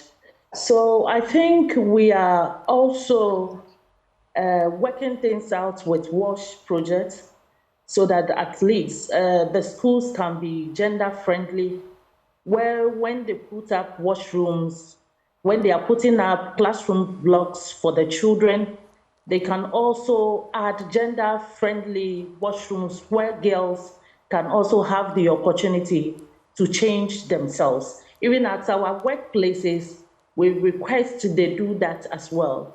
And the other thing I want to tell the NGOs, especially the reps sitting in your office, to try as much as possible and collaborate with the departments of gender in the region. They'll work with RCC through the Department of Gender. The auntie at Plan Ghana is my very good friend seated there. And I think we have been working together, but this time we want them to strengthen collaboration with us so that we can all be able to control the situation. We also urge them to engage the parents as well. In as much as we are pushing for policies, I do not want to speak on policies because we at the regional level do not formulate policies. Okay. It is done at the national level. That is why I'm trying as much as possible not to talk in that direction. That is why my direction, my submission is directed to implementing of projects and programs. And that is what we are doing for now. But we are working things out with the WASH projects here. We are working together with the environmental director in the region, and I'm on his committee as well. So we are pushing that agenda for school, gender school friendly, so that the school place, maybe when they go to school, they can be comfortable to go in there, change themselves, and be happy in school to continue their education. We know a lot of them are dropping out because of these issues. So Thank you so much, Madam Richlava Mamu, the Central Regional Director for Gender. I was also joined by Anna Nabre here in the studio, who is the Project Manager for She Leads under Plan International Ghana, and Holali Delechu, the Alumni President and Convener for the petition that was sent to government in 2022 to remove taxes on 2020 to remove taxes on sanitary pads. And of course, the former Minister for Gender and Children and Social Protection and the Executive Director and founder of Henry Jaba Memorial Foundation, Dr. Otiko Afisa Jaba, also joined the conversation. Thank you so much, ladies and gentlemen, for getting into this all-important topic. And on that note, we're wrapping up the AM show. If you missed any of our conversations, you can catch it on YouTube or our Facebook. And of course, you're welcome to join us with your comments and thoughts all day long on the AM show. My name is Sweetie Abochi. I did this with Benjamin Akapo. We are back tomorrow on your screens at 6 a.m. So make a date and join us. Joy News Desk is up next.